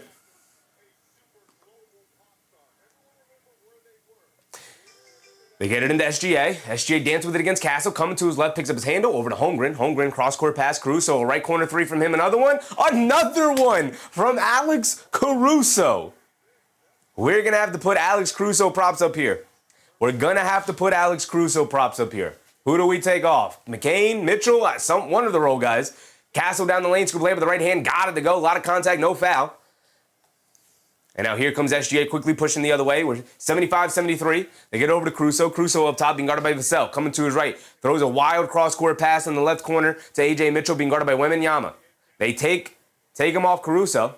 Now he switched back on to Caruso. Okay. He comes to his right. SGA comes to his right off the Caruso screen. Step back mid-range jumper. Got it to go for SGA. His pet move into his pet spot. 4-point game, 77-73. Spurs have yet to take the lead in the second half here. They swing it over to Harper in the left corner. Jab step coming to his right on Mitchell. Hop step in the lane. Gets blocked by SGA at the rim. What a defensive play there from the MVP. Here comes McCain. Head down to the rim. Floater comes up short. Wemby can't snag the rebound. Knocking the rebound away from Holmgren. Wins it out and he's pushing it the other way. Hit ahead to Castle. Castle head down the lane. Ball ripped out of his hands. It's a yet another turnover for Steph Castle. SGA over to McCain. Left wing three in transition. He can't get it to go. Battle for the rebound. Knocked out of the air. McCain picks it up and he's going to pull it back out. McCain on the right wing, back up top to SGA being guarded by Castle. Coming to his left off the Caruso screen. Spins off of Harper in the lane, throws up the floater, can't get it to go. Rebounded by Harper, gets it out, but is first fouled by Chet Holmgren, as Chet Holmgren also hits the ground holding his face there. Gabriel Gobi, what's up Gabriel Gobi? Since when Caruso this offensive? I don't know. Might have been since he recognized he's gonna have to be guarded by Wemby and knock down shots. Dylan Harper, by the way, went down holding his none other than his right hamstring. Took an awkward fall. His right leg landed on like the back of. Oh yeah, he's going back to the locker room.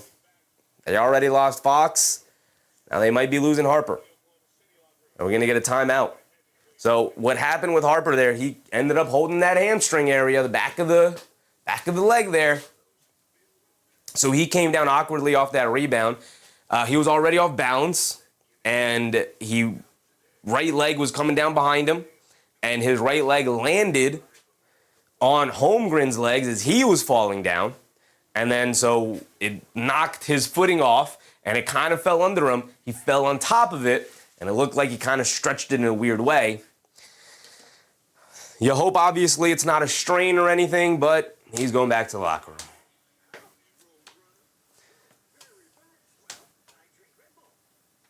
Nick Yak said, Wemby compile stats in a hurry. Yes, he does. Does he have the double? He's got the double-double already. So we could fill that in. We could fill in Vassell for 3 threes as well. We have double-double. Oh, guys, we are on our way to a bingo, possibly. We have Vassell for 3 threes. We also got to fill in this Fox one for Keldon Johnson. Keldon Johnson not having the greatest night. We got to fill it in with Keldon Johnson anyway because there's no De'Aaron Fox, so no need to have him there. Boom, boom, and boom. Fox is up here. We'll fill that in. And then we will fill it in with Johnson. Ay, ay, ay. I did it again.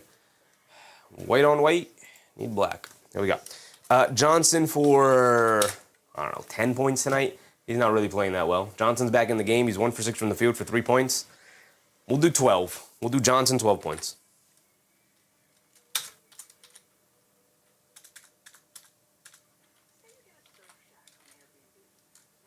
Let's do that.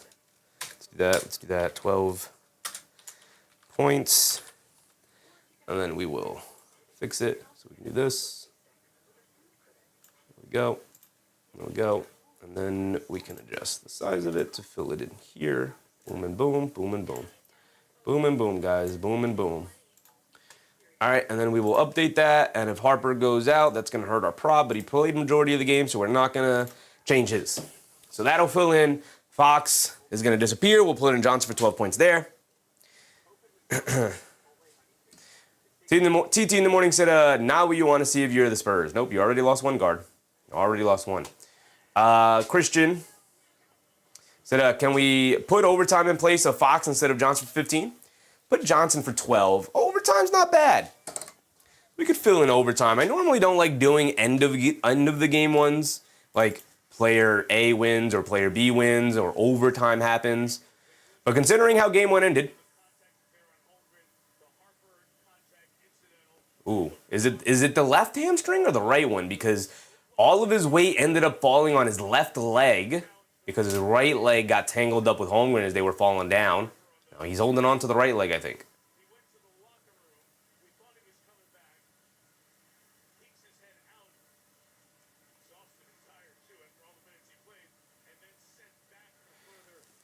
So he came out. Harper came out of the locker room trying to make his way back to the bench, and then the athletic trainers came in and they were like, nope, go back in. I assume he might be done for the night is what they're telling him. They might try to throw him on the MRI machine that I think every team has in the building at this point, just to get as much testing done as possible, considering that you don't really want to throw him out there if he's got a strained hamstring here. Here we go. We're back into it. Castle has it up top. We'll fill it in with overtime. Why not? Castle, the step back three, can't get it to go. We'll fill in the Johnson one with overtime. Caruso gets it over to SGA. Castle went for the steal, so SGA has a lane now, leans in the paint, floater, draws the foul, gets the floater to go down, and one for SGA. Not a good decision for Castle at all, going for the steal. Put him in a bad spot. Put him in a tough spot. Kenar said immediate done for the night is bad.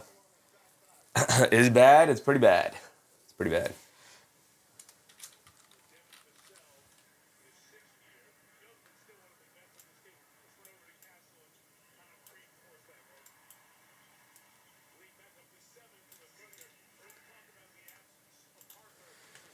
SGA knocks down his and one free throw. 4:13 to go. They lob it over the top. Keldon Johnson in the lane. Layup. Can't get it to go. Gets his own offensive rebound. In the paint. Goes up after creating some space. Can't get it to go. Gets his own tip up and in, though. Relentless effort in the paint against Chet Holmgren there.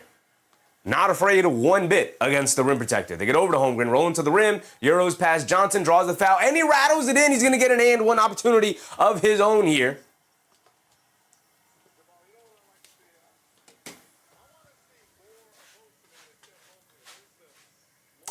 Kenar said, a weird time of the year for a Thanksgiving meal. I'm squarely in the turkey camp. Oh, Joseph said, I want a Thanksgiving ham. Speaking of hamstrings, but hamstrings suck. I feel bad for all those people. Yeah, I don't love a Thanksgiving ham. I'm not a big ham fan. I'm not a big turkey fan, but I'd prefer turkey over a baked ham. All right, we filled it in with overtime. Holmgren does knock down his and one free throw as well, so a quick 6 points there for the Oklahoma City Thunders. They retake an 8-point lead. Vassell up top, swings through to his right, down the lane off the Cornet screen. Foul line, pull-up jumper. He's knocked down 2 threes. Now he knocks down the pull-up jumper. That jumper has been calibrated here for Devin Vassell. Wembanyama on the bench. SGA up top, dancing with it against Carter Bryant, the rookie. Coming to his left, picks up his handle. Carter Bryant got all turned around. SGA puts up the jumper, got it to go down. Oh, that's going to go in the highlight reel. I'm sorry, rookie, but you can't turn around against the ball handle like that and spin in a circle. You can do it. Castle driving it down, stop, leans in, pump fake, steps through, pump fakes, pass fake, gets caught in the air, throws it through the hands of Cornet. Castle doing way too much there, and yet another turnover. Here comes A.J. Mitchell, shoves it over to SGA. SGA up top, quick crossover to his right, driving it down in the lane, kicks it out. Holmgren, he'll take the paint, he'll go up strong with a big two-handed hammer. And he's letting his feelings felt to the crowd right there with a big, mighty roar. And a 10-point lead by the Thunder as well. Wembanyama probably going to come in after this time out here. They're going to need you, brother. Yak said, might be more injury than hamstring. I don't know. We'll see. When he fell down, he grabbed that back of the leg. He grabbed the hamstring.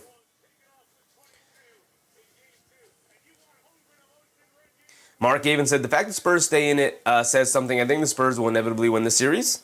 I mean, not if they keep getting bodies and guards dropping down like this. Although J-Dub is also out as well.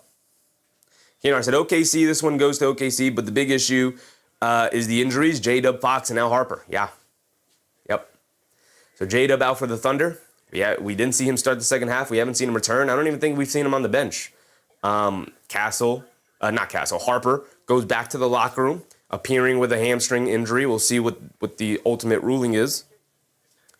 And then we have Fox, who has yet to play in this series. Missed game 1 and now missing game 2 here tonight with an ankle injury he suffered in the previous series. Amy said, I don't think Wemby likes watching Holmgren score points while he's on the bench. Oh, no, he does not. No, he does not. He absolutely despises that man. Anamona said, Wemby on the bench for too long?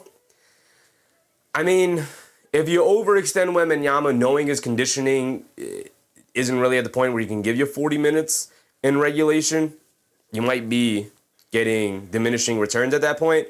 But also, it's the playoffs, and you're going to need to fight through the adversity and the fatigue and find a way to stay out there on the court for your team, right? It's a very important game. If you go up 2 games to nothing here in the playoffs, man, you put yourself in prime position, obviously, to move on to the finals. I said, Wemby not a fan of Chet. No, and that's the nicest way we could put it. I think he absolutely despises that man. Jordan McLaughlin will be bringing it down. McLaughlin in, obviously, an injured Harper as Castle goes to the bench. They need a guard. McLaughlin, the 4th guard in their rotation. They get it over to Barnes. Barnes on the right wing being guarded by Alex Caruso. Swings through to his left. Barnes putting on the floor to the rim. Gets fouled. He's going to the foul line for 2. Nice strong drive from the veteran there.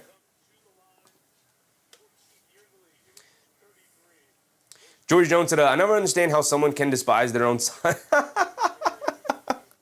Oh, what a great comment, George Jones. That's a great comment, brother. Very true. Very true. Barnes knocks down the first free throw. He's got another one coming. Ashton said, I know why Wemby hates Chet so much.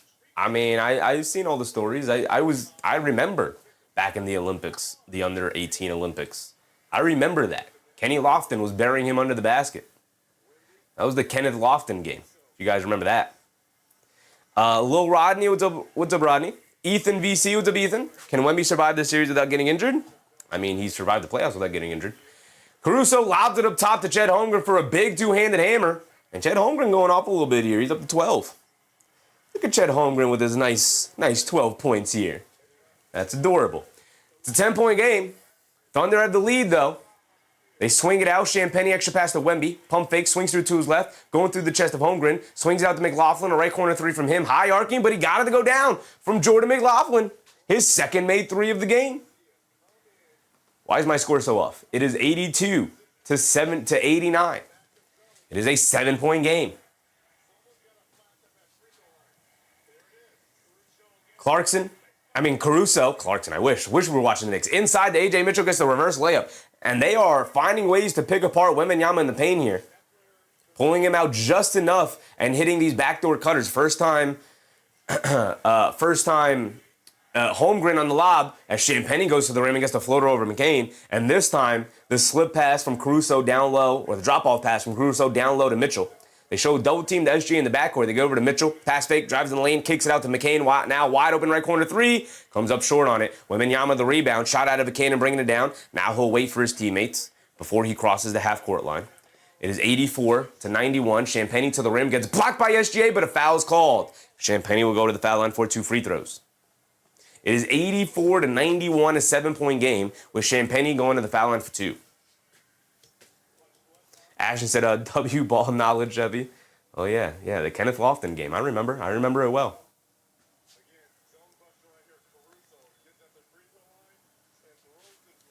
J Hammer, what's up, J Hammer? A2, what's up, A2? That camera angle, I switched over to NBC, and they have yet to use the camera angle, so it may have just been the Peacock stream. For whatever reason, Peacock is terrible. Peacock's terrible.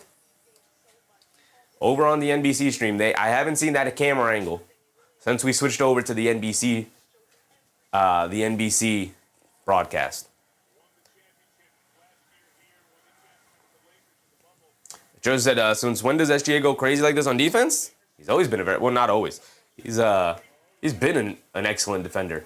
They swing it over A.J. Mitchell, wide open right corner three. Can't get it to go down. Battle for the rebound. Knocked out of the air. Vassell picks it up over to McLaughlin. We're pushing the other way. Champagnie split the free throws. 85-91. Over to Vassell is the trailer straightaway three. He got it. And we're back to a one-possession game. Just like that, the Spurs clawing their way back into it after a really nice run for the Thunder to give themselves a double-digit lead. We're back to a three-point game. Mitchell has it up top, being guarded by McLaughlin. 45 seconds to go here. Mitchell driving, winding down some time, coming to his left, down the lane, ball knocked out of his hand. Champagnie picks it up and he's pushing the other way over to Wembanyama. Middle of the lane, gets chased down by, got chased down by Cason Wallace. A bad pass from Champagnie with Wallace right behind him. Really bad pass from Champagnie. Put him in a terrible spot to get the ball knocked out of his hands. Wembanyama dove for the ball and knocked two Thunder players over.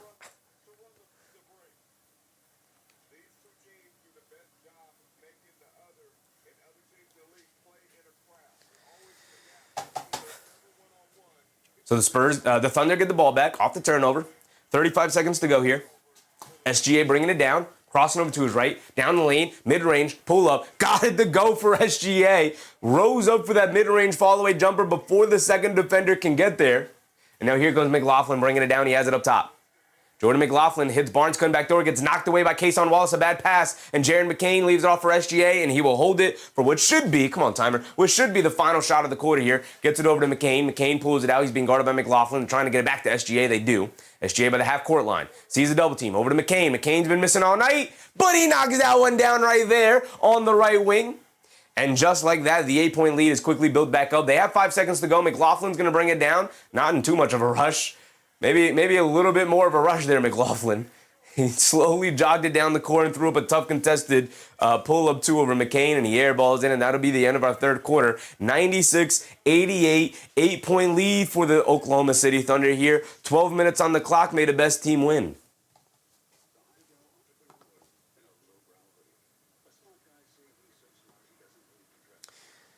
Keenar said, Vic is a dog as well as an alien. He's a space dog. Yeah. That's a good way of putting it. He's a space dog. Cosmo. You can call him Cosmo. Isaiah Gardner said, Spurs keep on turning the ball.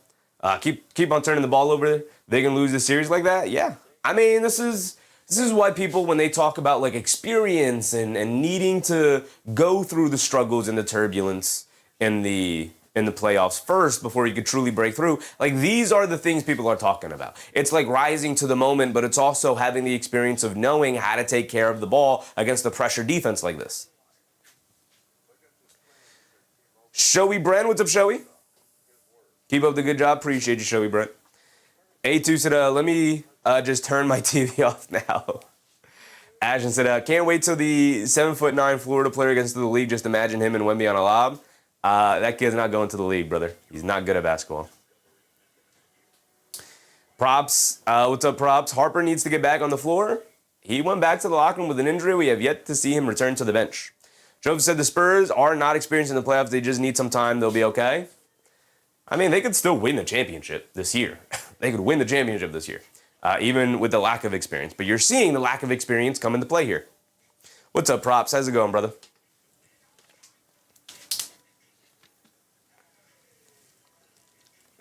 Isaiah Garner said, this is why Fox is important. This is why Fox is very important. And now even down Harper becomes even more important, obviously. Nate Gack said, nobody roots for injuries, but the whole year keeps breaking Knicks' way. I mean, we'll see. We'll see. The Knicks dealing with their own set of injuries. Game 1, OG Anunoby didn't really look like OG Anunoby in the previous 2 series, so hopefully we get him going. All right, let's take a look at our bingo card real quick. Props said, I'm good, brother. Can't complain. How you been? I've been good, man. I've been excellent. I've been on cloud 9. The Knicks have won 8 playoff games in a row. I've been on cloud 9.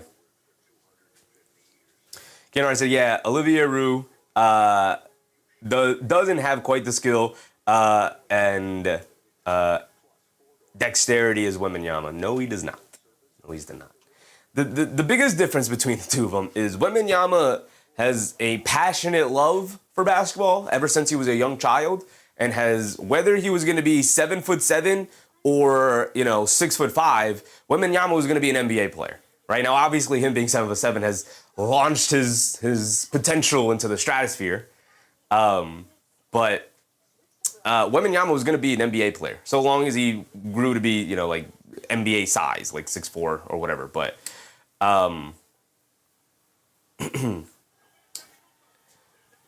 because he has that love and he's been training to be a basketball player ever since he was young, he just happened to grow into a ridiculous size. While Olivier Roux was thrown into basketball because he's 7'9".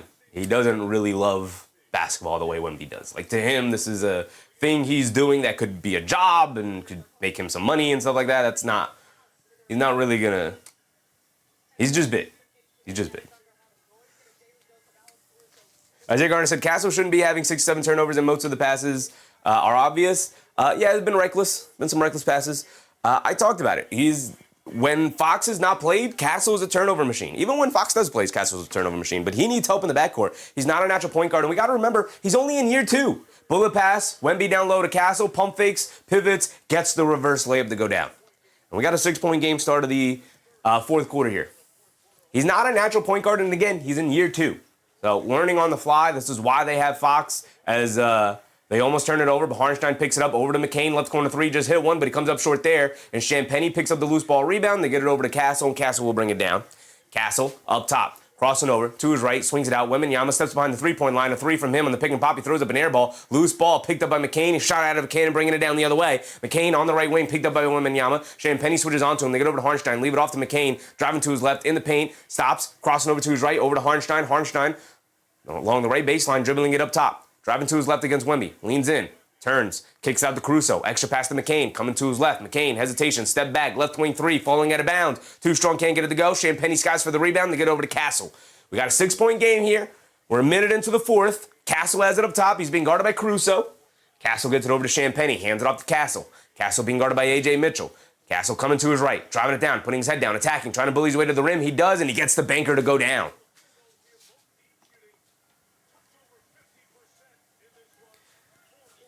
A.J. Mitchell over to Harnstein. Harnstein up top, being guarded by Wemby.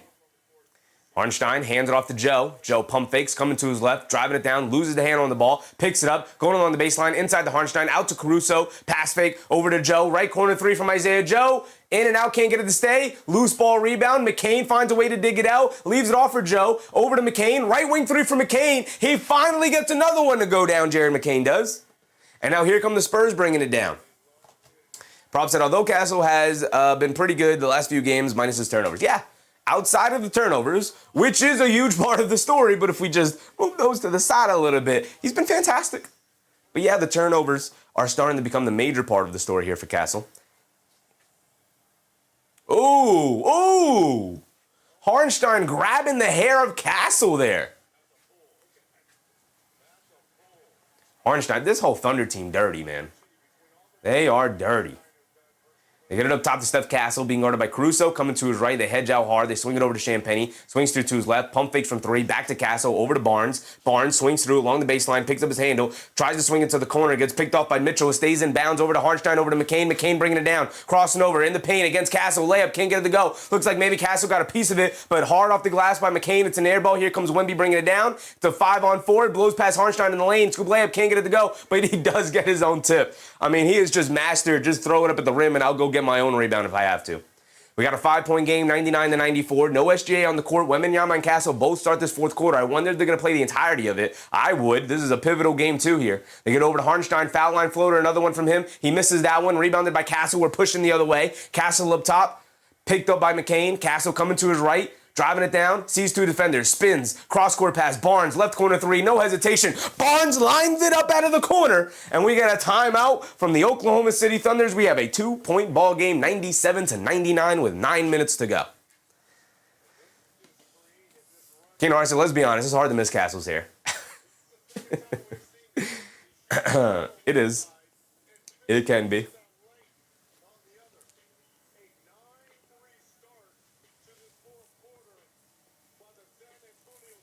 Wembanyama now up to 19 points, 14 rebounds, 6 assists for Victor Wembanyama. Not impossible he gets the triple-double that we have up here. Let's take a look at our bingo card. Overtime is up on the board. Right, we took away the Johnson points props. We have overtime. We have A.J. Mitchell for 15. He's got 8.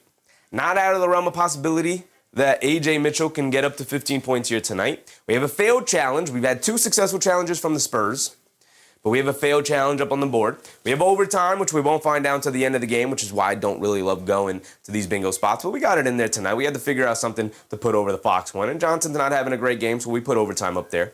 Appreciate Christian Blaze for that suggestion right there. Corvus with the Corvus. Amy Machu, appreciate you, Corvus. Amy Machu said every freaking quarter, the Spurs are down. They come back on a mission to erase the deficit, and that takes a lot of energy. And that's why we always point out this guy right here when we go over the team stats. It's one of my favorite things to look at. It's not super telling, but it's one of my favorite teams to look at. One of my favorite things to look at in terms of how much or what is the probability in my eyes is who's going to win the ballgame and who's been dominating the ballgame. The Thunder have been dominating the ballgame, despite the fact that they've, occasionally built up a double-digit lead, but never really got it. The largest is 13, never really held a double-digit lead for too long. The Spurs always had an answer getting back into it, but they've led for 75% of the game. Spurs playing from behind for 75% of the game, that takes a lot out of you. Just to play from behind, just to stay in it. Prob said, but we need Harper to make his way back on the floor. We haven't even seen him on the bench. I doubt he comes back into this game at this point. Which is why I think we might see Wemby and Cass for the remainder of the quarter. They might try to sub him out for like a minute or 2 minute stretch, just to give him a little bit of rest. But Castle up to 22 points. I think we have him up here for 20. We do have Castle up here for a 20-point game. We could fill that in. Boom. We have Champagny for 3 threes. Champagny still stuck on the 1-3. Let's go to the box score. Champagny still stuck on the 1-3. He's got 2 made shots, so I know he doesn't have 3 threes. He's got, still stuck on the 1-3 for Julian Champagny here. We have SGA for 30, and SGA sitting with 24. 30 seems very likely. Ken said, we're going to have some more Barnes. We might. We have Kayson Wallace for 15, and off the bench, Kayson Wallace has 9 points. Out of the run possibility, gets his 15. All 9 of them obviously coming from the three-point line. All of his shots coming from the three-point line. He's 3 for 5. We have a logo 3. Nobody's hit that. 2 missed free throws from the same player. Nobody's had that. We've only had 2 missed free throws from the Thunder. And the Spurs only have 1 missed free throw from Champagny. So we haven't even had that. Technical foul, no techs. Chet for 20. Chet, I think, is now up to 11? 12 for Chet. Not another run possibility and get to 20, though not likely. Harper for 15. He goes out with the injury, so he is stuck on 12. Ooh, 3 points away for Dylan Harper, who is 5 for 10 from the field tonight. Just 1 more basket, or 2 more baskets for Dylan Harper for the 15. Or a 3. We couldn't knock down a 3. Vassell for 3 threes. He's got 4 threes tonight. Successful challenge we got. J-Dub for 20. He's done for the night. He ends the night with 4. We haven't had a goaltend. We haven't had a triple-double. McCain for 10 points off the bench. Jared McCain has 9. He's got 3 threes. As SGA gets fouled in the backcourt. He's quickly back in the game after the timeout. So McCain's got 9 points. He needs 1 more point. Is he in the game right now? We'll see. 4-point play, and then Wemby, 30 points. McCain is still out there. He's 3 for 13 from the field tonight. Although he's getting his shots up there. I like it. He's also got 5 rebounds and 2 assists. He's been impactful. McCain bringing it down. Here we go. Just under 9 to go. McCain has it up top. Castle hedges out hard to pick him up. Castle out by the half-court line, driving to his right. Trips and falls. Castle dives on top for a jump ball. And we got a jump ball. Is that our... Yeah. We haven't filled in jump ball here. So we could fill it in. Over on the bingo card.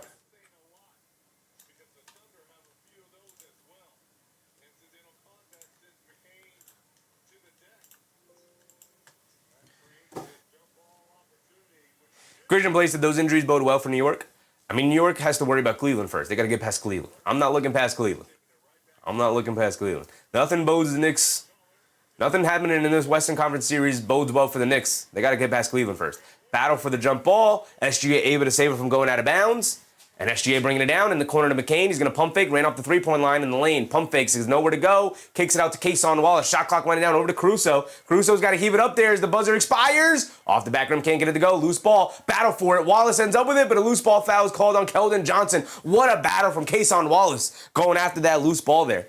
A missed opportunity from the Spurs. An excellent defensive possession ends in a Alex Caruso logo heave at the shot clock buzzer. But the Spurs can't grab the rebound. Cason Wallace just get into it there. Christian Blake said after yesterday, Cleveland was looking past Cleveland. Wallace throws up the three, and Wallace knocks down the three. Big time minutes in the fourth quarter from Cason Wallace. He saves that possession for the Thunder and then gets rewarded by knocking down the three. Barnes up top, over to Wemby. Wemby the straightaway three looking for an answer. He can as he misses it. Wallace a rebound. They get it out to McCain. McCain will bring it down. They're going to a 4-guard lineup with Harnstein at center. McCain off the handoff, a straightaway three. Almost banks it in. He does bank it in. Jared McCain. He threw up an absolute brick. But the basketball gods were smiling down on him as he banks in the three. Wemby down the lane, they swing it out. Keldon Johnson, the left corner three, looking for an answer. He airballs it. SGA the rebound as he slips and falls to the ground. Gets it over to Wallace, back to SGA as he walks it down the other way. 7:30 to go. Back to an 8-point lead off back-to-back threes. SGA in the mid-range draws the foul, and it's a foul on the floor, so it's going to be side out of bounds for the Thunder here. Christian Blaze, 10 points for McCain. Yup. 4 threes for Jared McCain, giving him the 12 points here tonight. Where is McCain at? Is he up there? He's not up there. Is he down here? He is down here. Okay.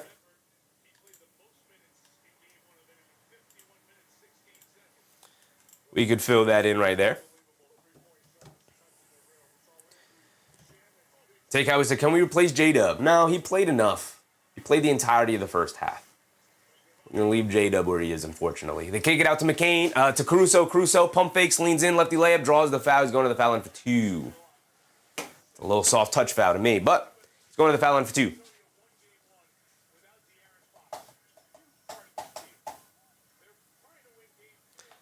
Jude said, 8:33, game's not over. When are you going to learn? I mean, it's only an 8-point game. Caruso going to the foul line for 2. Keenar said, geez, Louise, that was another Halliburton J right there.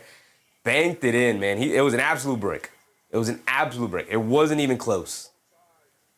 It smacked off the backboard. It didn't even like hit the backboard and fall in. It hit the backboard, hit the front of the rim. That's how hard he hit it off the backboard, and then bounced back to the backboard and then kind of rattled in and fell through. Caruso with the first free throw. He's got another one coming. Sadu Barry. What's up, Sadu Barry? Keenan Hart said, let's go, Wemby. You're not going to take that from him. Let's see. Caruso knocks down both free throws. And the Thunder quickly take a 10-point lead. 7:20 to go here. Castle bringing it down against Wallace. Castle, McLaughlin back in the game. And they say Castle dribbled it on the half-court line, and it's yet another turnover for Steph Castle.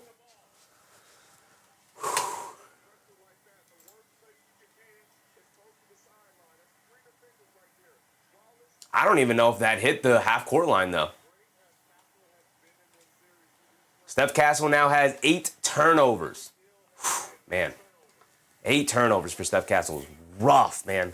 SGA up top, swings through to his right, down the lane, crossing back over to his left. The straightaway 3 for SGA. In and out, can't get it to stay. Battle for the loose ball rebound. Wemby can't hold on to it. McCain ends up with it. Back to SGA, a 3. He can't get it. Loose ball. Harnstein picks it up and gets fouled by Vassell. And Harnstein trying to hype the crowd up like the cornball he is. And Harnstein will go to the foul line for 2. We are just under 7 minutes to go here.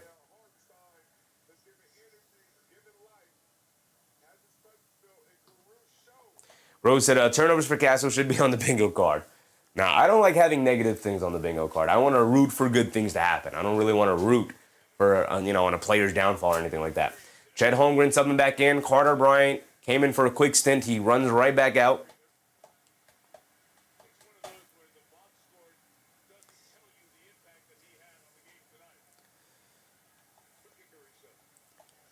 Keith Modeste, what's up, Keith? That's why we can beat this regular season in the finals. They can. I think the Knicks could beat either one of these teams. It's not going to be easy beating any one of these teams, but it's possible. They're there. 10-0 run for the Spurs here. 10-0 run for the Thunder here to give them a 12-point lead after Hartenstein knocked down both free throws. Castle almost turns it over, but Johnson able to pick up the loose ball. Leans in against Holmgren. Gets caught in the air, kicks out to Wemby. A straightaway 3 for Wemby. He's open. He can't get it to go down. Battle for the loose ball rebound, and Keldon Johnson picks up the foul. And Chet Holmgren will go to the foul line for 2 free throws because then in the bonus of that foul. And the Spurs falling apart here in this fourth quarter. 6:38 to go.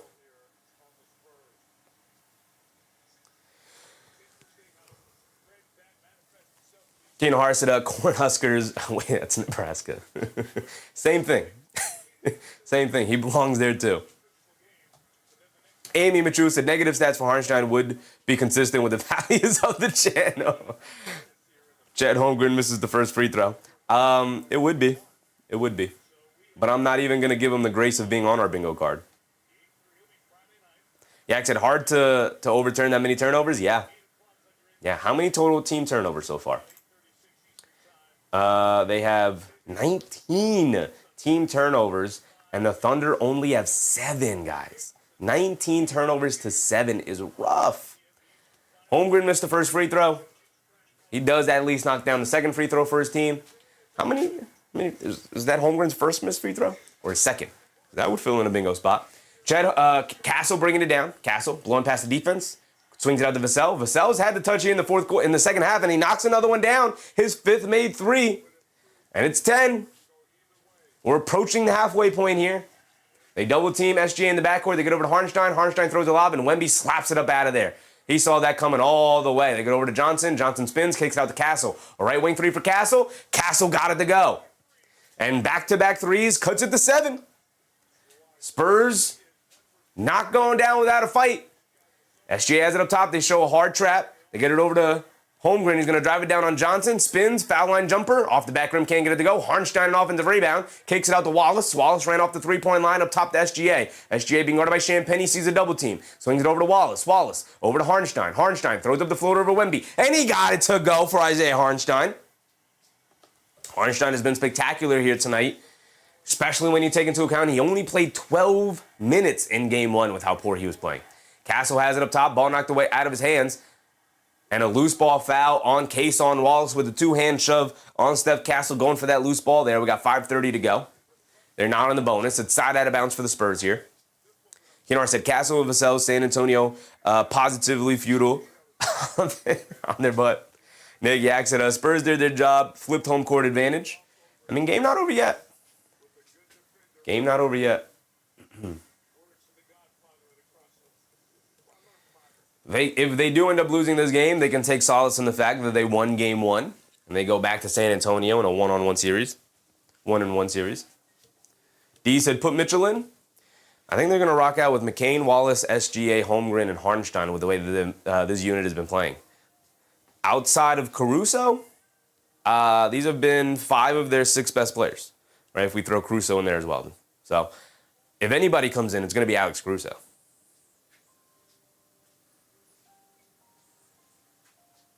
Not what's up, not. I just need SGA for 30. I also need SGA for 30. Wherever he is. SGA for 30 is up here. What do we need for bingo? SGA's got 24. 24, 4, 9, by the way. We already have the double-double with Wemby. Wemby's got 19, 14, and 6. We have Castle for 25. We already filled him in with the 20. We have Vassell for 19. He's hit his 3 threes that we needed. Keenan said McCain's been good. I'm starting to think he might have helped Philly a little. Just a little bit. Just a little bit. Props said Neck Holmgren is... Chet Holmgren is useless pretty much. Chet Holmgren, he's been fine tonight. 13 points, 3 boards, 2 assists. Doesn't look good on the stat sheet, but he's been very good in the second half, especially giving energy to this team for sure. 3 rebounds. Yeah, it hasn't... The counting stats for Chet Holmgren probably aren't going to look good all series long, but he's finding ways to impact the game at least. Props said points-wise, yeah. Yeah, I mean, the Wemby matchup is going to limit him in terms of the numbers he's going to put up. You would like to see the rebound numbers be much higher, for sure, 100%. We could criticize him for that. The points, though, like he's not a huge scorer, and 13 points for him is fine to me. 5 for 10 from the field, that's fine. Fine. In a Wembanyama matchup, I'm not looking at him to put up a ton of points. I'm looking for him to... I don't know, kind of match up defensively. As long as they can match up with him defensively and slow him down just enough, like Wemby with 19, 14, and 6, that's not going to be enough, right? It hasn't been a bad game from Wemby, but 19, 14, and 6 is not going to be enough. 7 for 14 from the floor.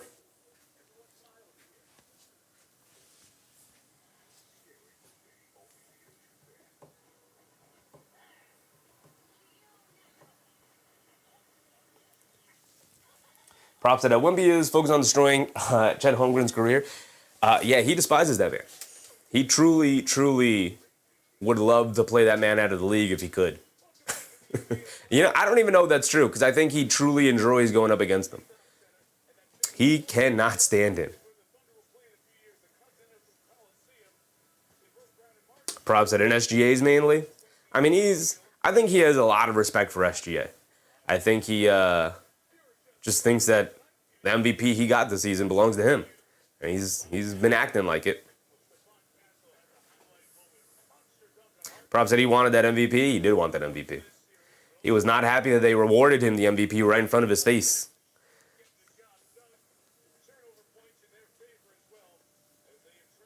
Chose said, I still can't get over it.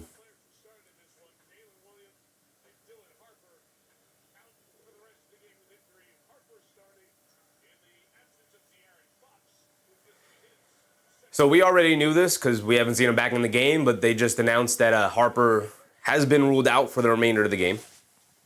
Kennard said Harper leg. Leg, they said? Yeah. Yeah, we'll see. We'll see. See what the diagnosis is. That's not great. Not great. Champagnie gets it over to Castle. It is a 9-point game. Castle, rhythm dribble, step back three, comes up short. Keldon Johnson, the offensive rebound, goes up. Layup, got it to go. And the foul for Keldon Johnson. Keldon Johnson bringing the energy and the physicality, grabbing the offensive rebound, saving the possession. Why is my score so off? My score's not off. Their score is off. They gave them 3 points already. They're predicting the future. Moments of Spurs making their run. I mean, they've been making their run. Whatever we run from the Spurs has been response as they misses the free throw. Their score is still off. They have 106 to 112. It was a 9-point game. He made a 2-point basket. They should change it in a second. Unless they give him a point on a... Okay, now they take it away. I was about to say. SGA down the lane, throws up the floater over Wemby. Got it to go down for SGA. And now here comes Vassell bringing it down. SGA up to 26 points now. SGA dancing with it. Up top, coming to his right. Pulling it back, coming to his left. Kicks it out to Champagnie. Champagnie pump fakes from three. Over to Castle, over to Wemby. Wemby being guarded by Harnstein. Faces up. Jab step. Jab step. Over to Castle. Over to Champagnie. Left wing three for Champagnie. Almost banks it in himself, but unlike Jared McCain, the bank shot pops out for Champagnie there. And now here comes A.J. Mitchell bringing it down. He has it up top. Mitchell being guarded by Vassell. Mitchell gets it over to SGA. SGA, left wing, high post, being guarded by Castle. SGA swings it out to Wallace. Wallace back up top to Mitchell. Now back to SGA. SGA back to Mitchell. Coming to his right. He's got to throw up the three at the buzzer. Can't get it to go. Long rebound. Harnstein chases it down. Wembanyama, you're going to have to get active on the glass, brother. You're not doing enough job. A good enough job here. SGA with the step back three. Can't get it to go. Another offensive rebound for Harnstein as he dribbles it back out. Wembanyama again pinned under the rim. SGA has it along the left. In the left corner, dribbling it back out. Rhythm dribble, step back, mid-range jumper, rattles in and out, pops out. Champagnie the rebound over to Castle. They're pushing the other way. He's shot out of a cannon. He's going to the rim. Hop step in the lane, kicks it out. Keldon Johnson, left corner three, high arcing, and he got it to go down. They needed it. They needed it. It's a 6-point ball game as my timer never got going. Come on, timer, you're making me look bad, brother. We got 3:30 to go here in the fourth quarter. Time winding down, not on the Spurs side here. A.J. Mitchell up top being guarded by Vassell. Or no, being guarded by Castle. I'm sorry, they have similar hairstyles. Sometimes I mix them up. A.J. Mitchell up top, coming to his right, stops, turns, spins, steps through in the lane, lefty layup, way off, can't get it to go. Champagnie comes flying from behind, and they call the foul on Champagnie. He knocked the rebound away from Harnstein, but they call the foul on Champagnie. And that'll send Harnstein to the foul line for 2.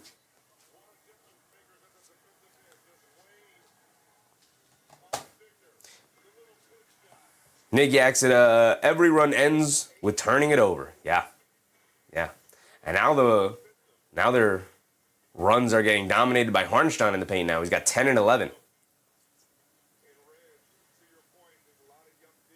I don't know, man. I don't like that foul call. It's wrist. As Harnstein misses a free throw ball, don't lie.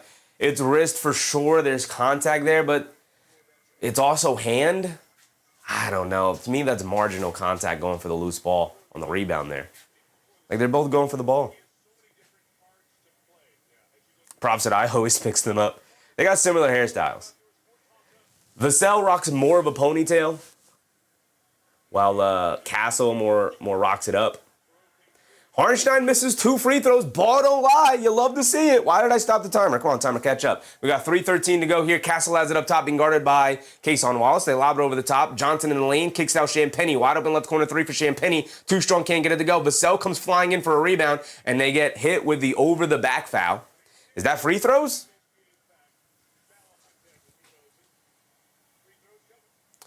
Key said, what's the average age of the Spurs starting 5?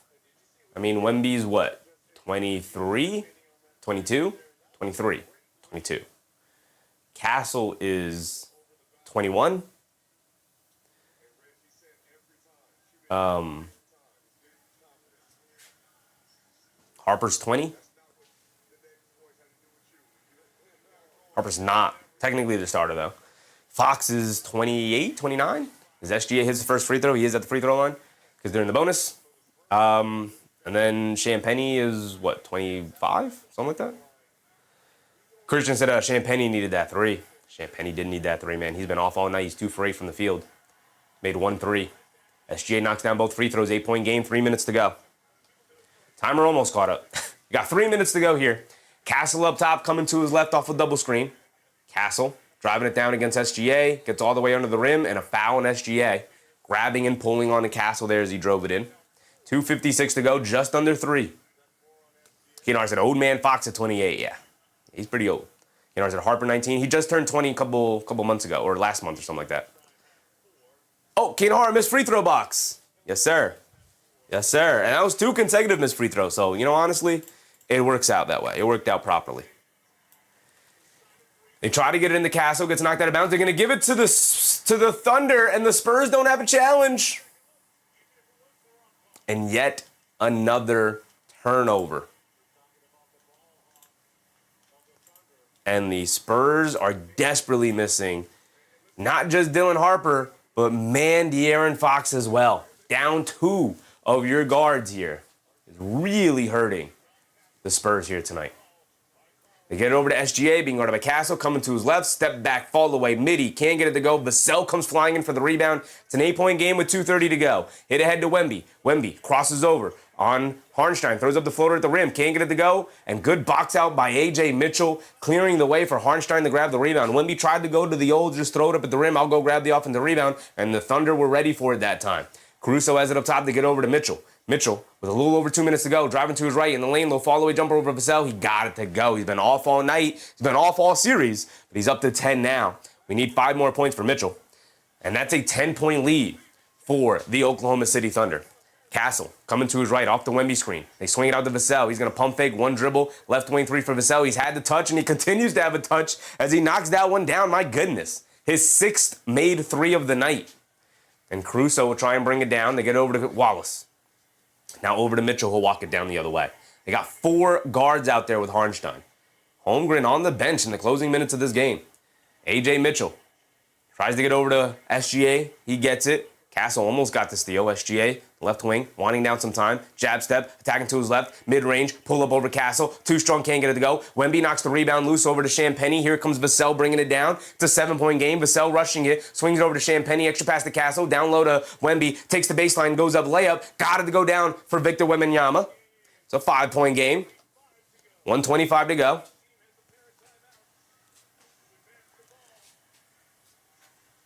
And Suns Jan said 8 turnovers approaching KD levels of heavy signing. SGA spins off a Castle, and that's an offensive foul on SGA. And he raises his hand, says, my bad. He's tried to spin off a Castle. The arm came up and smacked Castle in the face, obviously inadvertent, but that's an offensive foul. Ball back to the Spurs here in a 5-point game with 1:15 to go. Excellent pressure from Steph Castle there. Here comes Steph Castle bringing it down. They get over to Keldon Johnson, back to Castle. Castle will take the lane. They swing it out to Vassell. Open left corner 3. It was a bad pass. He hits the top of the backboard. Johnson, the offensive rebound, saves it out to Castle. Pass fake, inside pass to nobody. Another turnover for Steph Castle. And A.J. Mitchell is down holding his right leg. He's hurting. He's holding on to his right. He's holding on to the quad, the top of the leg. He's going to get helped up. He's got a limp to him.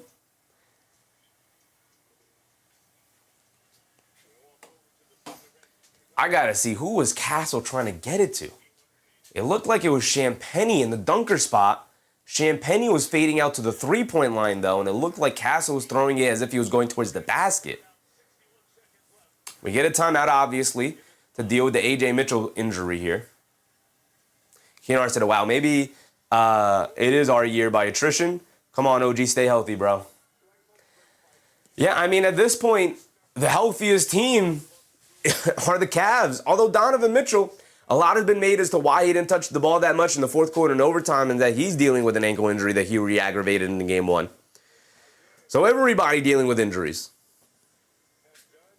Nate Yak said, Spurs 2 successful challengers and punished for more bad ref calls. Yeah. A lot of them. I mean, that's what you get when you give Tony Brothers conference finals duties. Isaiah Gardner said Castle lost this game for them. I mean, I wouldn't say he lost the game for them. Like, Wemby could have been better. Harper goes down. I wouldn't say Castle lost the game for them. Obviously, I think he's got 9 turnovers now after that last one. Steph Castle, 9 turnovers. He's got 25, 8, and 9. He's still on the verge of that triple-double, but we'll take it for a triple-double. 9 turnovers is crazy. He had 11 turnovers in game 1. He's on the verge of another double-digit turnover here in game 2. Christian said, I can't believe I'm seeing Knicks in the finals, FC Arsenal winning after 22 years, and Haiti in the World Cup all in one summer. Hey, brother, let's not count our chickens before they hatch, big dogs. Let's let the Knicks get there first. Here we go. We're going to get back into it. Caruso gets it into McCain. McCain comes in for the injured A.J. Mitchell. We're under a minute to go now. McCain up top. Thunder can look to give them a bit of a dagger here. It's a 5-point game. A 3 extends it to 8. 2 extends it to 7. McCain's dancing with it, winding down as much time as possible. They finally get it back to SGA, attacking to his left, step back, mid-range pull-up, his spot, and he delivers.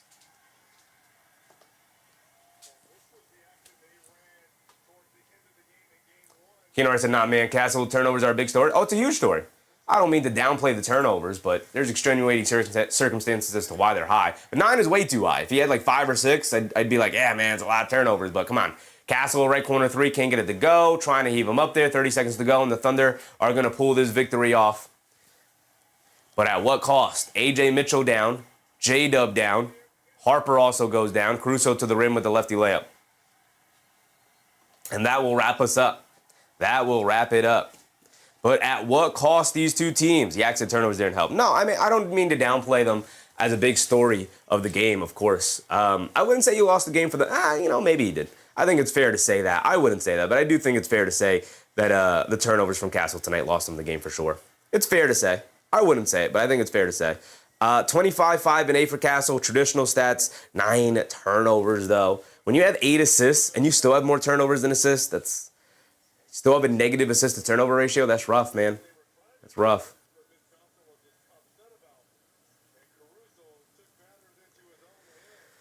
But Wembanyama, 21, 17, and 6. I mean, look, man, SGA hit the 30-point marker.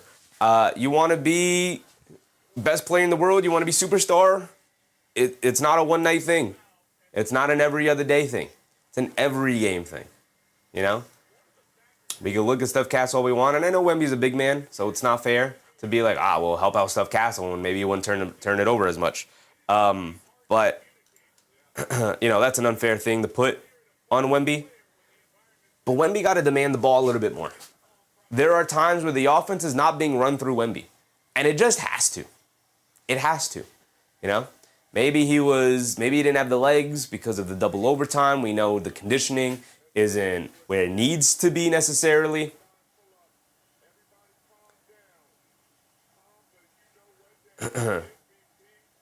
But 21, 17, and 6 is like, oh yeah, it's a nice stat line.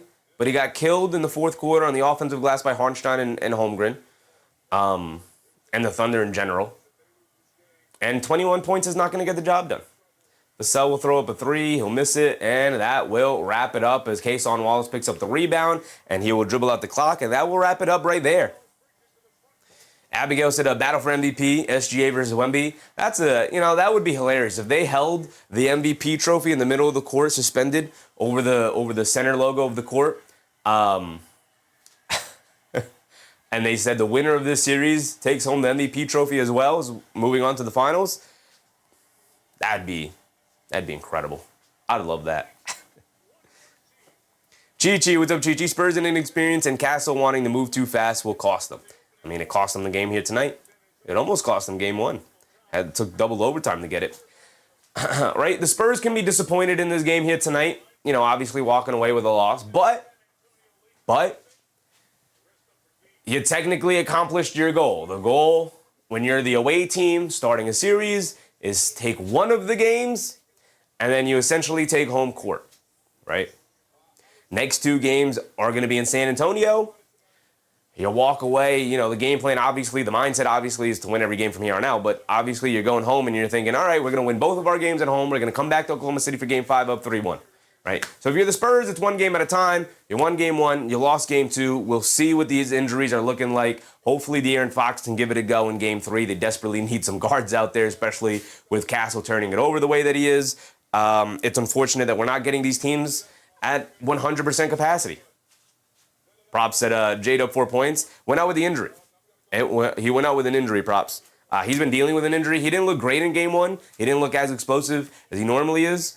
Abigail said, who's injured? J-Dub and A.J. Mitchell went down with an injury for the Oklahoma City Thunder. And then De'Aaron Fox and then Dylan Harper went out with an injury for the San Antonio Spurs. So both teams dealing with major injuries to two very important players to their rotations. It definitely hurting the Spurs, I think, a little bit more than the Thunder, missing De'Aaron Fox and now also Harper, two very important ball handlers, although the Thunder also important ball handlers, but they have more options between bringing in McCain and bringing in Kason Wallace and guys like that. Like, they have options, Caruso at guard that they can go to. Whereas the Spurs are now relying on, Jordan McLaughlin to come into the game, which is just, it's a tough spot to be in. DB said Spurs are Thunder just too deep. Deepest team in the league. Isaiah Garner said, I didn't like what SGA said. I didn't hear what he said. What did he say? Props said, but yeah, we all hope they get well ASAP. Yeah, I hope they can. I hope Harper's not. I mean, the report of leg injury is never a great sign. It's never a great sign. I gave 2 points to the wrong side. The final score is 122 to 113. Come on, 113. AR, what's up, AR? I'm going to see Haitian Voodoo tomorrow. Dakota Harnstein, Caruso, Chen, Dort. Oh my goodness, brother, too far. Yeah, I don't know what he said. I have it on, but I wasn't listening to what he was saying. What did he say, Isaiah? What did he say? D. Grant said, your buddy Harnstein tried to get physical with Wemby, and he succeeded. Wembanyama was null and void in the fourth quarter there with the physicality and aggression that Harnstein provided. And that is the game plan against Wemby. Muscle up against him, try to beat him up on the board. And that's something that Rudy Gobert, he tried to muscle up against Wembanyama, but he's not a threat the way Harnstein is offensively. And he's not as much of a threat as Harnstein is on the glass. And he just, As I said, SGA said Harnstein did okay on Wemby, but he didn't do good enough. I'm kind of fine with that. There's always higher expectations, right? It doesn't bother me that much. Prob said, I used to ball back in my day. The leg injuries are the worst for a baller. Yeah, I mean, basketball is all about your leg health. That's why ACLs and Achilles tears and now these lower leg muscular injuries keep propping up in the league. It is super important. Obviously, it's important for anything you do physically, your legs, but I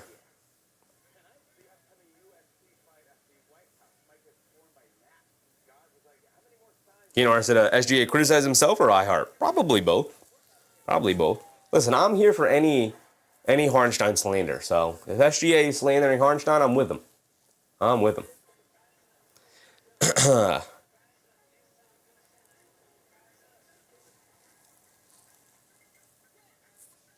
Props said, not to mention the back as well. I mean, it's really your whole body.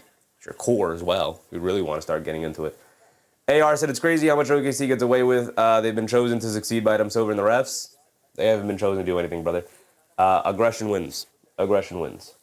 Once they've built up the reputation as being an overly aggressive team, you get the benefit of the doubt with your physicality.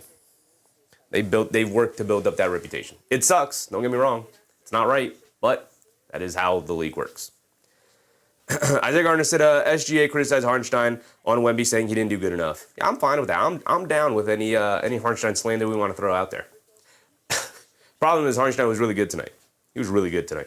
Sean, especially in that fourth quarter. Sean Martin said AJ Mitchell is not a good ball player. I mean, we could talk to Lakers fans, get their opinion on that.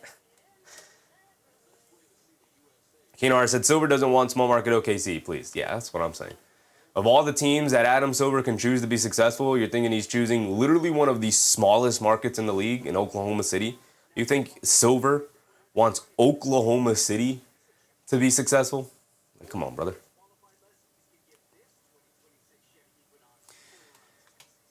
Chichi said, lots of people don't like SGA, not only because of the foul chasing,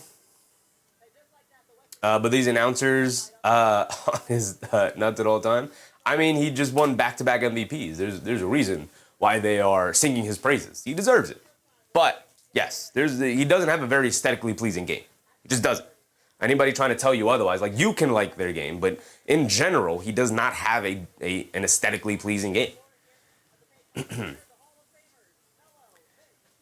Right? If I told you, what's your favorite SGA play? Like, top of your head. Literally, we even have Wemby plays we can go to. Like, my favorite Wemby play is the 35-foot three he pulled up on, right? It's the play where Wemby throws it up at the rim knowing I'm not even trying to make this shot. I'm just trying to get it up on the rim so I can get my own offensive rebound. I love when he does that. I think it's hilarious. Sean Martin said, they want the series to go as long as possible for the money. I think they want that, but they're not, the refs aren't trying to extend the series, brother. All that stuff are memes and jokes. That stuff's not real. AR said, I think I've seen one time SGA didn't fall to the ground after taking a jump shot. It's actually the funniest stuff to see. 2K needs to add falling down in his jump shot animation. Yeah. But that's going to wrap us up here tonight. We'll be back tomorrow, of course, for our Knicks coverage, where the party will continue. The party indeed will continue. Shout out all of the channel members, whether you were gifted a membership or decided to become a member all on your own. I appreciate you guys nonetheless just for hanging out with me here tonight. Kenar said, there you go, Chevy Bingo. You want to watch Wemby, SGA, or Ant-Man? Come on, SGA, not the glamour game. Nope. You would take Wemby and Ant-Man over SGA. Heck, you'd even take Brunson, who's not as good as SGA, but you take Brunson over him. A much more aesthetically pleasing game. And even Brunson has his own flopping stuff, but not to the degree that SGA does it. Not even close. DB said, OKC is a pretty decent-sized fan base. They do not, brother. They do not. They have a very vocal fan base. They do not have a large fan base. They're very small. Jay Gardner said, who would you rather see in the finals, Spurs or OKC as a Knicks fan? Probably the Spurs. Fully healthy, probably the Spurs.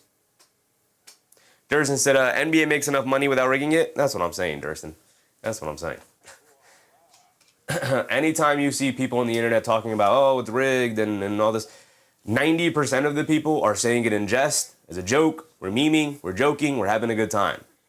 Don't take it seriously. None of that stuff is real. Queen, what's up, Queen? I wasn't watching. I mean, it was a good game.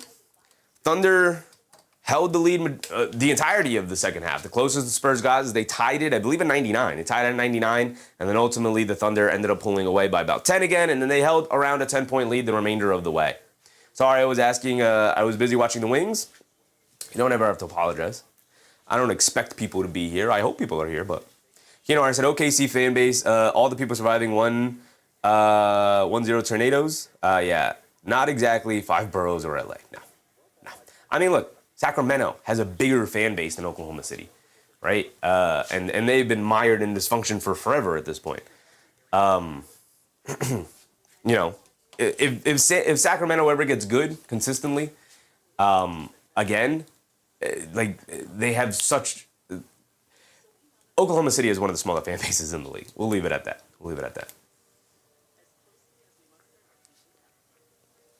They're very loud.